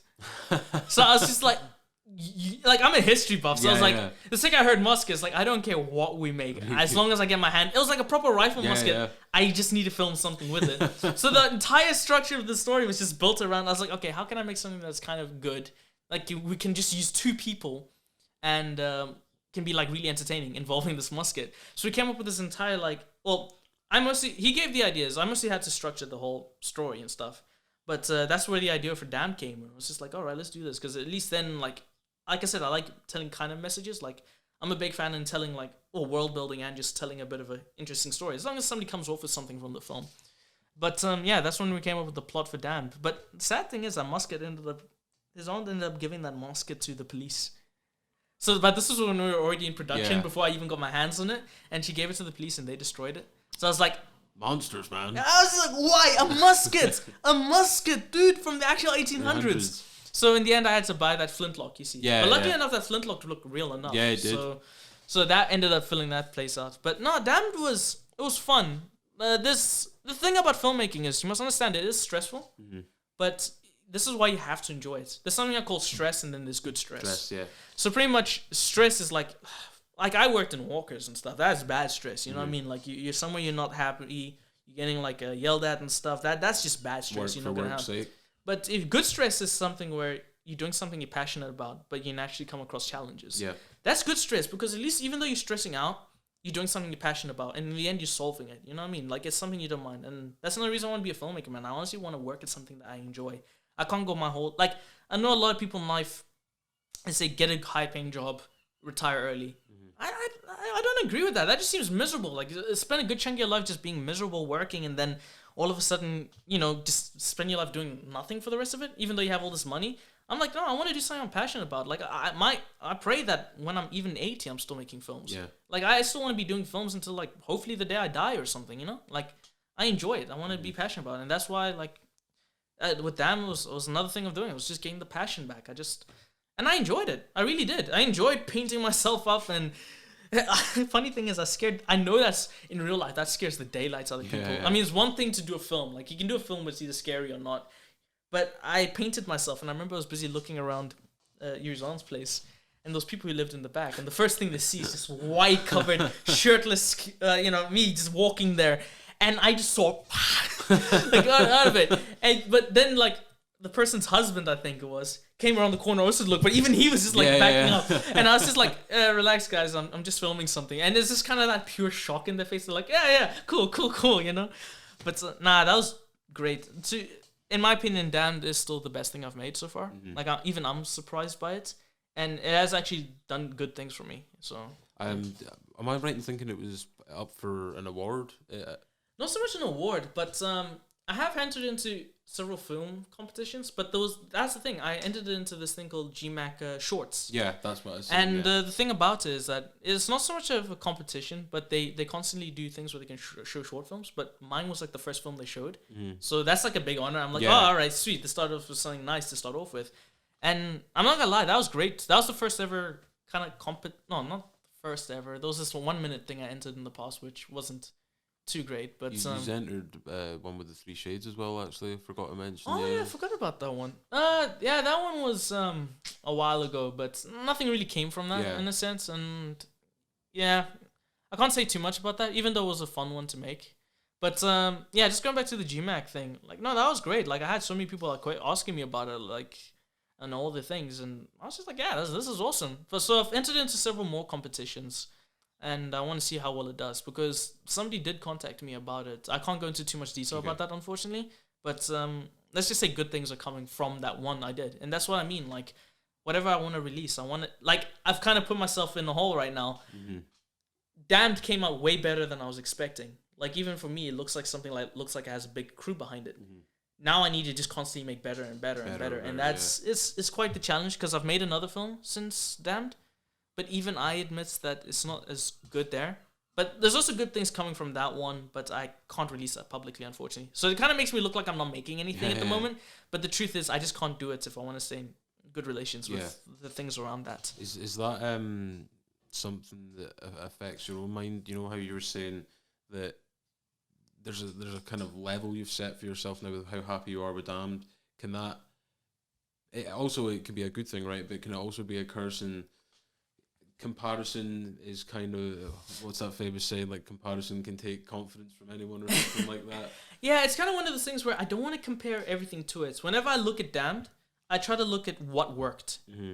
And it's quite right. Like, compared to other things I've done in the past, the amazing thing about Damned was that the majority of it was show and not tell. And that's actually something that's very hard to do, especially storytelling-wise. Like, even the thing I made afterwards was a lot more... There was a lot of showing, but there was a lot more telling. And then again, Corona around and all that. It ruined a lot of things you can do with storytelling.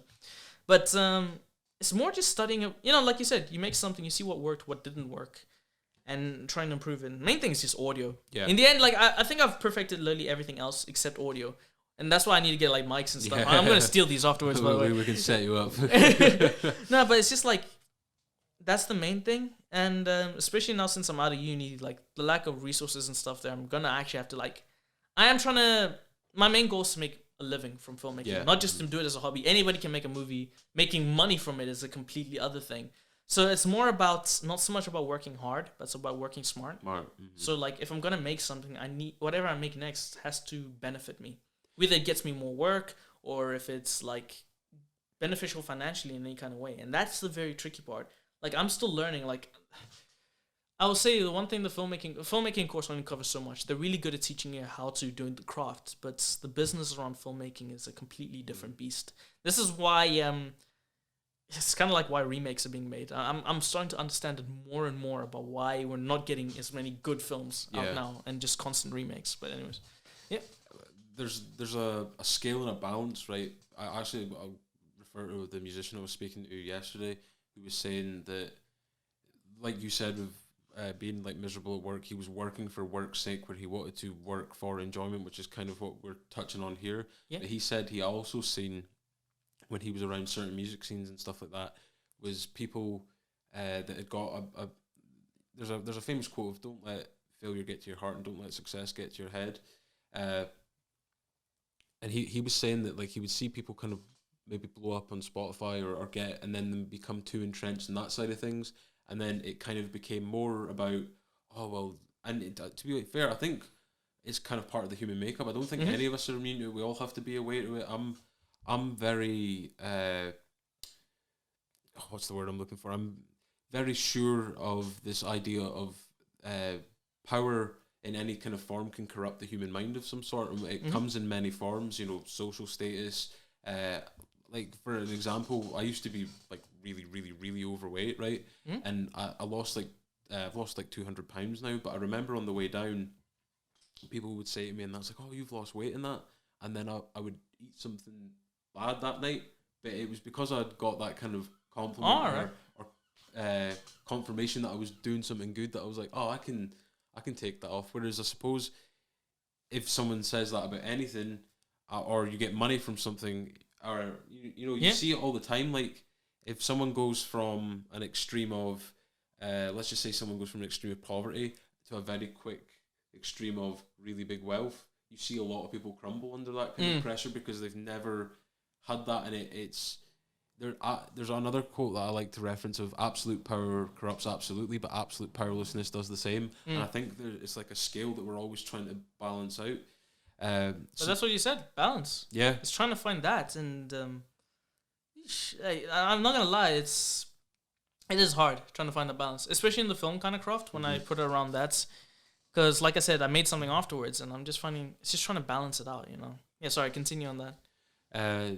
But yeah, he was just saying that he'd seen people get too kind of focused on who was following them and that, rather than the music side of which they originally got into it for, which is kind of a cliche, but it's also true, and I imagine it probably would be the same for film. Like if you let's just say that you bring out a film and 15,000 people watch it, and it's the most views that you've had in that.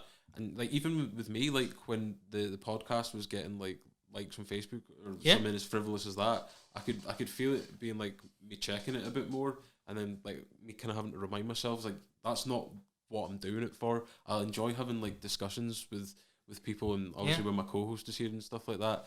But I didn't do this specifically with the main goal of I want everyone to listen and just hear my voice and that. I'm always I was at a point in life where I couldn't have conversation. I was really bad at it. I couldn't have eye contact with people, and I think this is just part of that kind of progression of where I'm actually quite good at verbalizing myself and speaking to people and so forth. But anyway, I'm kind of rambling on. No, it's cool. No, it's good to bring things up like that, because it is. I think it's kind of similar with me and stuff. Like I remember when I used to work in like Walkers or real miserable places, I became quite antisocial. But it's just like if you're pursuing that passion, the only way I can explain it is just like there's this kind of like weird energy that comes out, and you can just tell it's genuine. This is why, like for example, I think with filmmaking, it's like comparing Lord of the Rings to The Hobbit. Yeah, Lord of the Rings, you can tell there's a passion. There's just something in it that like everyone's having a good time. You're watching it, you can tell that. You could just tell that it was great making that film. The storyline's great, everything's fine, it was fine. But then you have The Hobbit, where you have so many external companies. The success is already up there in the head and stuff. Those films were probably more based on the franchise than rather the actual thinking of wanting to make. Because Lord of the Rings was like the first of its kind, right? And it was such a unique style, in my opinion. But I do agree with you. Like I kind of watched The Hobbit, and even though it's some similar characters and some of the same characters, it didn't have that same kind of compellingness to it. Like it came a bit of a stereotype of itself, and it's really weird. Game of Thrones is an excellent example of this. Like how can I put this? Something I call the Lord of the Rings effect. Then there's the Game of Thrones effect, and then there's the Vikings effect. So the Lord of the Rings effect pretty much kickstart the nerdom. Nerdism. I don't know if I'm inventing new words here. I mean, arguably you could say Star Wars originally kicked that off, but that was like such a while back, and that was kind of like its own dominating thing. And then there was a whole bunch of knockoffs. But if we're going more in like the modern kind of era and stuff, you have the Lord of the Rings effect, which I think was more important because just it was okay to be a nerd. You know what I mean? Like that thing kicked off, and then you had like knockoffs like Aragon and Dungeons and Dragon movies, like really abysmal things kick off from that.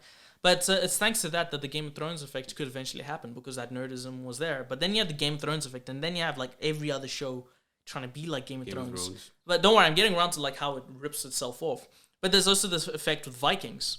Like, it was weird. Vikings was out around the same time as Game of Thrones, but around after season 2 tried to be like Game of Thrones. So the thing is, though, like, there's this weird, crazy success going, but then it's like with Lord of the Rings, you have The Hobbit, where they have to try capitalize on their own previous success and stuff. And yeah, how can I put it? The beauty of Lord of the Rings, if you look into the production of it, is that they actually didn't have too much there wasn't too much interference. Like they had quite a lot of freedom. Mm-hmm. And like, how can I put it? Because nobody was going too crazy about it. Like, there was just less stress. Like, the companies would be like, oh, we're putting money into this film. If it does good, it does good. If it doesn't, it doesn't. But there was just a lot more freedom around it. But now you got like the juggernaut, and have all these companies, and they all have to have their say. And they're all like, oh, look at the market research. Yeah. We got to do this. Oh, the people watching this, we're doing this. Like, for example, that whole Tyrell Killy storyline didn't even exist in the original drafts of the script. Yeah. They added that in while they were filming. And like, that's because like, oh, people want to see this, people want to see this. No, it ruined the story. And then you have the weird thing with Game of Thrones where it got so used to its own twists that when they passed the books and stuff, they were just doing it for the sake of being shocking. They actually admitted that they had people who were actually on the forums. You had all these guys trying to predict where it went, and they would actually read them and then do something completely different, but it never went in line with the actual story. And then there's this weird thing with Vikings as well, where I don't know, the Vikings effect is really strange. Where if you watch have you ever watched Vikings? Like you were saying? I watched the first season. I'm still currently going through it on Amazon. I believe it's on just now. All right, so pretty much season 1 is great. I'm not gonna lie, it's great fun. I mean, as a historian, I'm gonna leave that part. I'm gonna leave my historical accuracy part, all that out. But season 1 is great. Season 2 is great. Then season 3 is where it tries to be like Game of Thrones. And then there's something I'll call the Vikings effect is more of a weird fashion thing. Where in the first 2 seasons, I felt like the characters were amazing. They were original. But then you had characters trying to be like Vikings, within their own show, which is really strange. So you have like all this kind of like, I'm a Viking, and then all the weird thing. And then it carries on to other things. But yeah, you're right. It's kind of that weird balance that if something becomes too successful, it falls for its own stereotype. Like Star Wars especially. Yeah, exactly. Like, I think, I'm not even bothered watching those latest 3 films.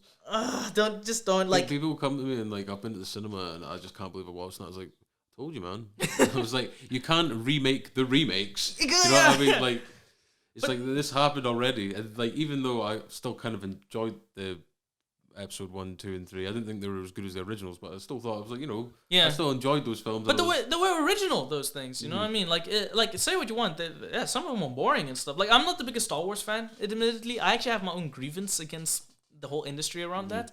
Like, but I will admit that the original 3, from the 80s and stuff, they're good. They're really good for the time. They deserve the thing for the time. I would definitely say, like, when they try to do the other ones, like the prequels. Yeah. They weren't bad. I mean, in terms of storyline, they were actually quite original. They were quite original. But then you have the whole modern thing with the whole thing, and they try to capture too much and at the same time put too much new things in. And it's like there's no fine balance there. And it's kind of scary seeing that happen across all these franchises. Like, even like Lord of the Rings now. Like, I know Amazon's going to make the TV series, but I can just tell in the back of my head, it's not from a place of love.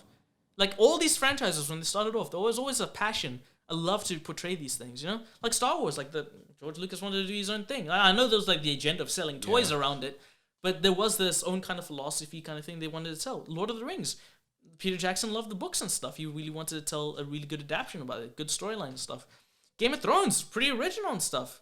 I mean, D&D's motives behind it are still being discussed, but it does seem like people in the industry now want to latch on to things that are popular, because you even see it from like the video game industry now. They're making TV series and films on video games. Like, I've seen The Witcher got a series, right, and the Last of Us is getting one, and they're making an Uncharted. Like, I'm seeing like all these things. And the weird thing about it though is, like, in the modern, from my personal viewpoint, like in the modern kind of like era, like, well, people are coming up with these TV series, they're not done out of love.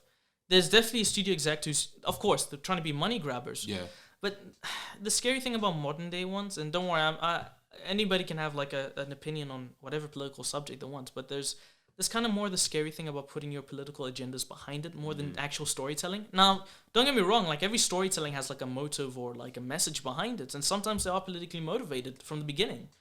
But then there's something about taking something else that's its own thing and then putting some kind of weird agenda behind it. And that's become way too much lately. Yeah. It's become this thing where it's, how can I put it? There's a message in a story, but then sometimes people go in too much message than story. Yeah. You know what I mean? It's better just to have story and no message if that's the case. Yeah, exactly. And, oh, man, I'm kind of got a little bit lost there. But yeah, we're busy talking about like its own kind of success. It's very hard to find a franchise, especially now, that's not falling into these weird trends that are happening over then. But then again, like, the reason we're seeing it is because, you remember I was telling you about filmmaking and then there's the whole business side behind it. The sad thing about the filmmakers is that they never have the money to make movies. Yeah. They rarely ever do. I mean, yeah, you have cheap budget things, but, you know, that's cheap budget. But the second you start putting these big things, like, you must remember, like, in order to have a successful movie, you have to have marketing, you have to have this entire other industry around it, making the DVDs, having, like, internet servers, all that stuff. And unfortunately, they're the people who are in charge. And you must remember, these people never came in to make movies. They came in to do business. Yeah. Like, there's a quote from World War Z about this pretty malicious character who really admired business. And he said the one thing about business is like one goal, no soul. Yeah. So that's the thing with business. You must remember, they don't care if the film is the best story in the planet. They only care about if it makes money. It could be the most abysmal thing. Like, I think the best way to look at it is think of like Logan Paul and stuff like that. Like, they are terrible people. Yeah, they are horrible, but yet for some reason our society is rewarding them. Yeah, some people gravitate to them. Yeah, but the reason is because everyone around them knows there's good money to be made. Mm-hmm. Like, what was that Mayweather Logan Paul fight that had lately? I think was it Logan Paul walked away with 20 million. Yep. And then like Mayweather walks away with 100 million. Mm-hmm. There's nothing genuine about it. It's all just for the cash, and that's the same. Don't worry, I'm not gonna rant on about society, but it's the same with films, and that's the scary thing. Like, I think this is why you have to have more respect for studio companies like A24, like who do these really obscure art films. Even though they're not the mainstream thing and they're not going to get as much big bucks as everything else, at least they support artists to want to do kind of their own vision. I do not know too much about it. Maybe there's dodgy stuff behind it. But it's kind of that scary thing that in a perfect world, film studios should be run by filmmakers. You know what I mean? But the only problem is a lot of people who go into filmmaking never wanted to get into business. Like even me, like I don't see myself as a businessman. I'm realizing I need to become one in order to make a success for myself. But that was never my intention. If I had somebody, honestly, if I could have some manager guys like, hey, I'll do all the costs and stuff, I'll gladly let them do it. But the only problem is, in the end, they're the ones who are in charge. They're going to be like, listen, the truth is, if you do this, it's going to cost. And sometimes it's not always a bad thing. Like, Zack Snyder's Army of the Dead was one rare example where the director had complete control. And it's just, it's not good. The Justice League one wasn't great either. I sat 4 hours through that and... What, the Snyder cut? Yeah. All right. I haven't seen it myself, but I'm not a big fan. I think because Ben Affleck's Batman, and I just take I'm a fan of the Dark Knight trilogy. Yeah. And I was like, I know Christian Bale's a bit hard to work with, but come on, we could have got him on board. But anyway, that's a bit of a sidetrack. So I want to get on to quickly go on to a little bit of not a detour, but a bit something a bit out of left field. You took up and made a short documentary. Yeah, sure. Was documentary making or making a documentary ever part of your thought process when you wanted to first be a filmmaker, or was it something that you just kind of came across? Because sometimes a lot of like film ideas and that are off of impulse or just a little moment of inspiration. The documentary, admittedly, was just my uni course. All right, okay. Yeah, they were just like, all right, for this year, you're not going to do any fictional stuff. You're going to do a documentary. And I was like, all right, I mean, it's not what I wanted to do, but it's still filmmaking in the end. And I gotta be honest, I do like documentaries myself. I never really want to do it as a career, personally. I love storytelling. I love telling messages in a fictional kind of narrative. Or if based on a true story, even if it's like based on a true story, I like to do it in a fictional way. It's kind of biographical in that sense, in a little way. Aye, but the documentary thing was just, it was a challenge they threw to me, and I was just like, oh, well, like, I mean, there's documentaries I like. I like watching documentaries. Like, I'm really into history. So it's just like, what do my favorite documentaries have? And how can I put it? I didn't want to go for that old school kind of like weird Smithsonian channel where it's like, 1925. Like, with that one, I kind of wanted to do a lot more fast paced. And at the time, I actually didn't know what I wanted to make a documentary on. But the September 20th climate protests were happening, and I was just like, why not? You know, just give it a go. I knew there would be a bit of a trend for it at the time, but I was just like, the thing about climate change is that it was always that thing I heard about. but I never really knew what the real danger was. Like, everyone was like, climate change is going to cause the end of the world. That's all I ever heard, you know? So I was just like, but there's a whole people saying, no, it's not going to cause the end of the world. These people are like rip-offs, you know? Very polarized subject, isn't it? It's very polarizing. So in the end, I was just kind of like, yeah, let's just do a documentary that just answers the question straight up, doesn't like zigzag and stuff. So that's why I went to it. And the whole point of it was just to find out the truth, and if it's real, what can people do to stop it? And that's what the whole documentary was about. Like, it was very fascinating. I'm not gonna lie, making that documentary was actually easy. It wasn't as hard. Like, documentary making is way easier than fictional making, because it's just the time. You're there at the time. You just set up the camera, you get what you can, and you make a narrative out of it. Making a storyline out of it is hard, but otherwise it's quite fun. And the thing I learned about it in the end, it's a documentary, so not so much spoilers and stuff. In the end, I learned, climate change is a real thing. It is going to have a drastic effect on the planet, but it on its own is not going to cause the end of the human race. But what it's going to cause is human behavior again, isn't it? Not so much human. Well, yeah, in the sense, it's going to cause this domino effect where, because you can't get food from a certain area and certain areas are flooded, people are going to be forced to move. This mass migration is going to cause chaos because there's not enough resources in one area. So that's just going to cause war on a massive scale, and it will be a lot more scarier than previous wars, because these will actually be wars of survival. So people will generally have a lot more vicious. It will be way more vicious. So that's the scary part about it. It will probably even cause my ultimate nightmare. My ultimate apocalyptic nightmare is something called a Malthusian nightmare. And are you familiar with this theory? No, I'm not. Not many people know about it, but the idea of the Malthusian nightmare is that the world gets so overcrowded that there's not enough resources to support everyone, and in the pure panic, people rip each other apart, like generally cannibalism on a mass scale. Eat each other alive, basically. Pretty much. And it's, how can I put it? The reason they call it the Malthusian nightmare is because this guy in the 1800s called Malthusian predicted that, this will never happen, because there's always these natural factors like war, disease. It will come in place, so it will stop, the human race doesn't need to worry about wiping itself out. The only problem is, after he said that, the human population past that, and we're way past that point now. So the thing is, it's reaching that point where eventually there's just not enough stuff to support everyone, and that's what climate change will do. It will rush that process by quickly, like really quickly. So but either ways, that's the fascinating thing around it. And I'm not gonna lie, it was quite interesting in a societal way doing the documentary, because I also learned how many people are hypocrites. Like those protests I told you about, like on the September 20th. I went to is it Falcon Square in Inverness? But like in front of the Eastgate. I went there and the whole bunch of people was all saying, we're Extinction Rebellion. And I was like, okay, damn, it's quite a popular movement. Then I actually went to the Extinction Rebellion meetings to actually meet them, to get more of anything. A lot less people. It was like 8. Like, I was just like, it was more of a trend thing. And I think that was... I wish I could have talked about that in my documentary, but that wasn't the point of it. I'm so glad that you brought that up, because I've got nothing against people that are part of Extinction Rebellion and Greenpeace and that, but I do think a lot of people take advantage just for a bit of notoriety to be part of these organisations. Like, when I knew someone that used to arrange litter picking at the beach, and no one would show up. And I was like, the thing with climate change, and like obviously I'm not an expert or anything, but a lot of the thing that I get annoyed about with it is sometimes there's a lot of talk and no action from the people that are protesting it, in terms of not... Obviously, the government and corporations play a massive part. There's no denying that. And that needs to be brought to light. But at the same time, you can also do things yourself. Like the expert that you interviewed, the glaciologist, I think his title was. He was the best. I'm not going to lie. I wish I came across that guy earlier, and I would have just based the whole documentary on him alone, because he was the expert. And how can I put it? This is where my sympathy must go out to the actual members. The actual members actually go out of their way. Like, really go out of the way. They put so much time and energy, way more than I can actually put. As much as I support their message, I'm not an actual member. I just don't have the free time and stuff. I have my own agendas and stuff. But if I can help them in my own small way, hopefully the documentary is a really good way for doing that. And that was something I wanted to address in the documentary, was like, how do people actually do it themselves? And this is kind of the weird thing where even I must say, the way my documentary gives you the truth. Here's what you can do in order to break the system, but it will need to be done on a massive scale. The thing is, the reality of people actually following it is a completely other matter. Because, like, for example, literally every chocolate biscuit has palm oil. Palm oil is one of the main reasons that the world's going screwed. But you're just going to give them chocolate biscuits for life? Like, every time somebody gives it to you? Like, the thing is, like, if it was truly to work in a perfect world, everybody would be like, this is the problem, let's just stop buying the stuff. Just not buying the stuff simply enough will break the system.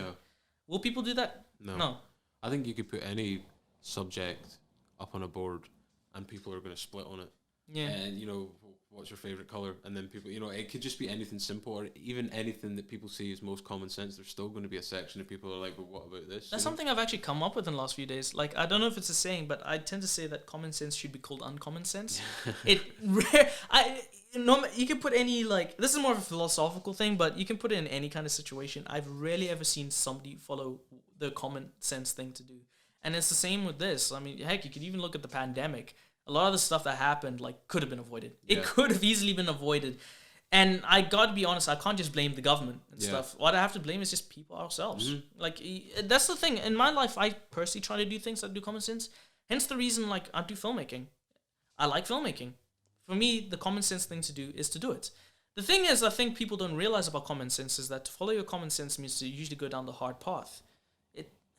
The truth is, bad things are easy. They're very easy, no matter what's it. Like, can you imagine if you get in trouble and you have to tell somebody the truth, but you can get out of it with an easy lie? Yeah. That's kind of weird things. And I know I'm getting a little bit more philosophical here, but that's kind of like the knock-on effects across everything we are kind of discussing. 100%. In terms of filmmaking, like, everybody knows what makes a good story. Mm-hmm. Like, everybody knows that there's a right story, but are people going to do it? No. And they will come up with bullcrap to support the other thing. Yeah, sorry, man. I kind of ran off there. But, down to the climate thing with the documentary, I think there's definitely going to be change now because the government are going to do it because they realize that we need to survive. Ignored, Like they've delayed it as long as they can. They've put it off, and now it's kind of. And now they actually is in their face. Like, and I wish to say that there will be a change, but I don't think there'll ever be change. I think the next pandemic, the next issue, that will always be the case. People will delay it for as long as possible until it's too late. I kind of love how they say don't leave things to the last minute. Again, common sense. Do people actually follow it? No. I can even blame myself. Coming here, I was a little bit late. I should have prepared earlier, you know? But it's kind of the same with, like, for one thing that I've seen with, like, mental health, which is something that I plan on doing a documentary on in the next year or so, is when they always say the thing that we messed up with coronavirus is we left it too late. But I think that's a common theme with medical problems, especially if we were to go to, like, the mental health ward right now. If we spoke to someone, I guarantee you they probably went to seek help before and then were told there was nothing that could be done, which could have maybe avoided that crisis point that ended, you know. I actually remember seeing a documentary on, not a documentary, a talk, about, it was one of the National Autistic Society's big conventions, right? And it was a lady that worked with young adults with autism that had been part of the criminal justice system, right? And she was saying that, well, but basically what she was saying is that it's better for people, they see it as better to go to prison than it is to be in a mental health ward, because prison, you know when you're getting out. Obviously there's other stuff that's not better because, you know, you lose chances of careers and stuff like that, but the way that they were viewing it is there was great routine, and some of them were doing things on purpose afterwards to go back because they felt better suited to life in there, which I found really, really disturbing, because you shouldn't want to go to prison. Oh, you're right. And then in the mental health game, it's not like, it's more reviewed rather than, oh, here's the date that you're getting out. And some people are in there indefinitely. Do you know what I mean? I think with that part, especially with the medical part, I generally think that is a very UK issue, especially because I have my own grievance against, like, NHS and stuff. Like, my mother, she had this, I think it was a gum issue, and it was, like, hurting her a lot. Like, she couldn't sleep and stuff. There was, like, horrible stuff coming out of her mouth thanks to this. And for, like, a whole year, NHS were always putting it off, you know? Put it off. Oh, we have this date, come here. When she actually went to the check, they're just like, just do this. And eventually they'll just like, let's get a surgery for this time. But then they delayed it for another whole year. And my mother was, like, in so much pain, you know? Like, they barely were just, like, you know, shoving her away and stuff. Then she goes to South Africa. One day, they get rid of it. One day in the hospital, boom, problem was gone. And it didn't even require surgery. And I've seen that happen too many times, especially with my family, when everyone's trying to go for the NHS. And I know it spreads across the NHS because there's a friend of mine in Inverness who actually worked in NHS, and he's taking them to court. Mostly because of the bullying issue. but he's also realizing that a lot of the inadequacy and stuff is actually leading to a lot more people getting hurt. There's a lot of people who are just abusing the system and stuff. But it's kind of, he's unfortunately in that situation where human resources is also part of the bullying problem. So I'm not going to lie, it really is an issue. The way I see it at the moment, NHS seriously needs to get the game straight, or at least fire a bunch of people. I'm going to say that straight up. Like, don't get me wrong, I think they're doing doing their best, like with coronavirus and stuff, but I ain't going to stop the issues that later are going to happen. Like, there's some serious problems there. Like, I'm not the complete expert, but I've seen enough people get issues, and there was somebody in my course who was actually going to do a documentary on the NHS, and she actually had quite a few people who were willing to speak. Eventually, they ended up contacting her saying that we can't do this. We're going to get in like trouble. We're either going to get sued or arrested or something. Didn't want to speak out. Yeah, they couldn't speak out. NHS is actually doing that. Now, I'm not NHS, so hey, you guys can't do anything to me. But no, man, it's quite horrific that. But then it's just like you said, if you look at countries where people actually get the help, when they actually get the system, I think one of the best examples is like Finland or somewhere where they hardly have any crime. Their prison system, even though it could be considered very soft. Is it all focused on rehabilitation rather than... It's very much rehabilitation. Apparently, they even give their prisoners cars and stuff, and they have like their own things. I think they're restricted to an area. Yeah. But they can actually, like, for example, work and studying and trying to get like university and jobs. And you get people who just, believe it or not, when they leave prison, they don't want to go back. They're really, like, the examples are all out there in the world. And like I said, common sense. Follow the good things. Are you going to do it? No. For example, like, I think this is why America probably has the crazy prison system. I'm not an expert. I actually meant to watch a documentary on this. But I know there's a good profit in American prisons. It's a privatized system, isn't it? Yeah. So, I think it's just also that kind of thing, like, oh, geez, I'm going more philosophical here. I'm not a person who believes that a majority of the human race is good. Like, I'm a person who believes that, I actually do think some people are born good. I think some people are actually born evil. But I think a majority of people in the middle are sheep.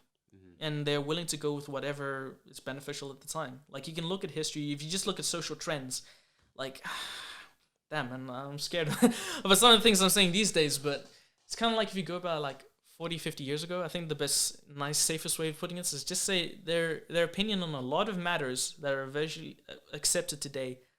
Like, a majority of people back then would not like a lot of things we're doing now. But now everybody's saying, oh, we're cool with it. But a lot of those people were alive 50, 60 years ago. I'm just saying, like, a lot of people change the things. And I think it's just kind of that weird thing, like, you really got to accept with yourself. Like, I mean, there's a lot of people who are quite comfortable with it. And I think there's a lot of people who know they're like that. But I think in terms, if you truly are someone who believes you're doing the right thing and stuff, you really got to just... the common sense thing is just to look at the things that work. Realize that achieving it is hard, but you just, again, follow common sense to achieve it. You know what I mean? Sorry, man, I got a little bit deeper than I meant to. I think we both branched off into the rabbit holes of the abyss. But I guess you could say it does affect the filmmaking process as well, because the thing about filmmaking is, another reason I love it is because it's supposed to teach, in its own weird kind of sense, a message or story in some kind of weird way. Like, I mean, I'm not saying make your story preachy. We're getting too many of that, because there's a lot of stories that are just ruined because of that. But there is always an element of storytelling, no matter if it's documentary. It's supposed to educate you in some kind of thing. Like, I'm going to use a really basic example here. Have you ever seen, like, the Bloodsport? Yeah. Yeah, you know, with Jean-Claude Van Damme and, really corny, just like, like the Kung Fu stuff. But the thing is, even films like that have a message. Like, in the film, he trains hard, he succeeds, he wins the day, Yeah. Like, simple messages like that are good psychologically. This is why we love films like that, because they are, in their own way, teaching us something. And you can even look at films like Saving Private Ryan, a really good one, where it actually asks the question of, is one person's life worth more than everybody else's? These are good questions to ask, And this is why I think with filmmaking, it very much is very important to know, like, how can I put it? Our lives are influenced in a way that affects the way we want to tell films, we want to tell stories, and we hope that story will tell a message. Like, even this podcast, like, you want to educate people in certain areas and things, I imagine. Yeah. But also to provide entertainment. I mean, that's another thing. You need to make things entertaining so people actually pay attention. But, for example, when I did Damned, it is a bit of an allegory about the, slave trade. Now, even though it's nothing really warning about too much modern stuff, it is good history. And if you start to get a glimpse into it, you start to wonder about a lot of things in the world. Like, the reason I love history is honestly because of video games. I played games like Call of Duty 2 and stuff like that. And I was always wondering, like, what's the history behind me playing this game? And then I'll go research it. Like, for example, watching Saving Private Ryan, I wanted to know what the D-Day landings were. And, like, yeah, that's a lot of things. I mean, it can also be in the opposite effect where it's really bad. For example, you can have films like Birth of a Nation. Have you ever heard of that one? I think I might have. From the 1920s, there was a movie that was pro-KKK. Oh, right, yeah. Well, no. Yeah, that's what I mean. Like, it's quite interesting, the making of the film, but even back then it was quite controversial because, you know, like attacking African Americans and stuff. But it's like, I mean, you look at films like that and then you look at like 1930s propaganda films from Nazi Germany and stuff. There's always a message behind it. And that's why it's quite important. Like, I do feel that films psychologically can influence someone. Like, my wanting to go to adventure and traveling, a lot of that does come from Lord of the Rings and other films I've seen that are similar. I wanted to travel. I want to go on an adventure. Those films are about that. In some way, they do psychologically affect you. So, like, I don't know, man. Like I said, I went on a bit of a rabbit hole there, but it is quite important to get the whole psychology a lot around things. Like, either you do the one thing, like filmmaking, you either get that where the psychology is right to influence people, hopefully. But at the same time, it can also be the opposite. Like, you need to get the filmmaking area correct, because I used to be a big fan of rap music, like really big. And I still kind of like rap music. There's some good rap songs, but I fell out with it mostly because I just didn't agree with a lot of the things they were rapping about. When I eventually actually listened to the lyrics, it's kind of like when you hear a rap song, I always tend to find that I hear the first sentence or two, and then it just becomes white noise, but it's just nice white noise that you're not into. But when I actually listen to a lot of the songs, I was just like, I do not agree with this. I don't want to smack a hoe. I don't want to like shoot someone just because he looks at me wrong. You know what I mean? And I sound like a boomer parent here or something, you know, just trying to like say it. But the thing is, it is like, it's not to say there's not good rap music. There's some excellent rap songs which are inspirational. But it's kind of the same, like, I don't know, like, again, going back to that Logan Paul thing, you know, you're putting these idols out there who are, we all know are bad. But because you're making such a spotlight on it, there's a lot of kids who are going to take influence of that. And the majority of the people who watch them are kids. Yep. Like, you know, and that's just going to lead to more. Geez, I really sound like a parent here. I never thought I'd be speaking like that. But it's kind of that weird thing. It's just like, yeah, there's the whole psychology around it. If you're going to idolize the thing that we all know is bad, generally people are going to go in that direction. That's why you got to bring spotlights to more things that are good, you know? But yeah, sorry, I ended there. Otherwise, I'm just going to ramble and ramble. Yeah, no worries, dude. One last question before we go. Yeah? What's your plans for the future? You're asking somebody just out of uni. You realize that? My plan is, at the moment, is to try to focus more on the economic side of filmmaking. So, in a sense, because they taught me the skills to realistically be self-sufficient. It's another thing if I'm actually going to pull it off, because they taught me the filmmaking part, not so much the business part. I'm self-teaching myself at the moment, about from what I can of business. I'll need definitely help with that. But my plan is to just come up with something. I know what I want to come up with. I don't want to go into too much detail about it, unfortunately. But there's ways I can make money by filming things, and that involves the green screens and stuff. And a lot of it involves royalty-free stuff. But if I can set up my own way of making money through my own means, I feel that I'll have enough of an income coming in that I can focus completely on filmmaking. So my goal at the moment is just to make money while filmmaking. I'm still going to be looking for film jobs and stuff, but at the current moments, I have my own kind of freelance gig that I'm going to be starting at the moment. So I'll go into more detail about that when I properly have it out. You know what I mean?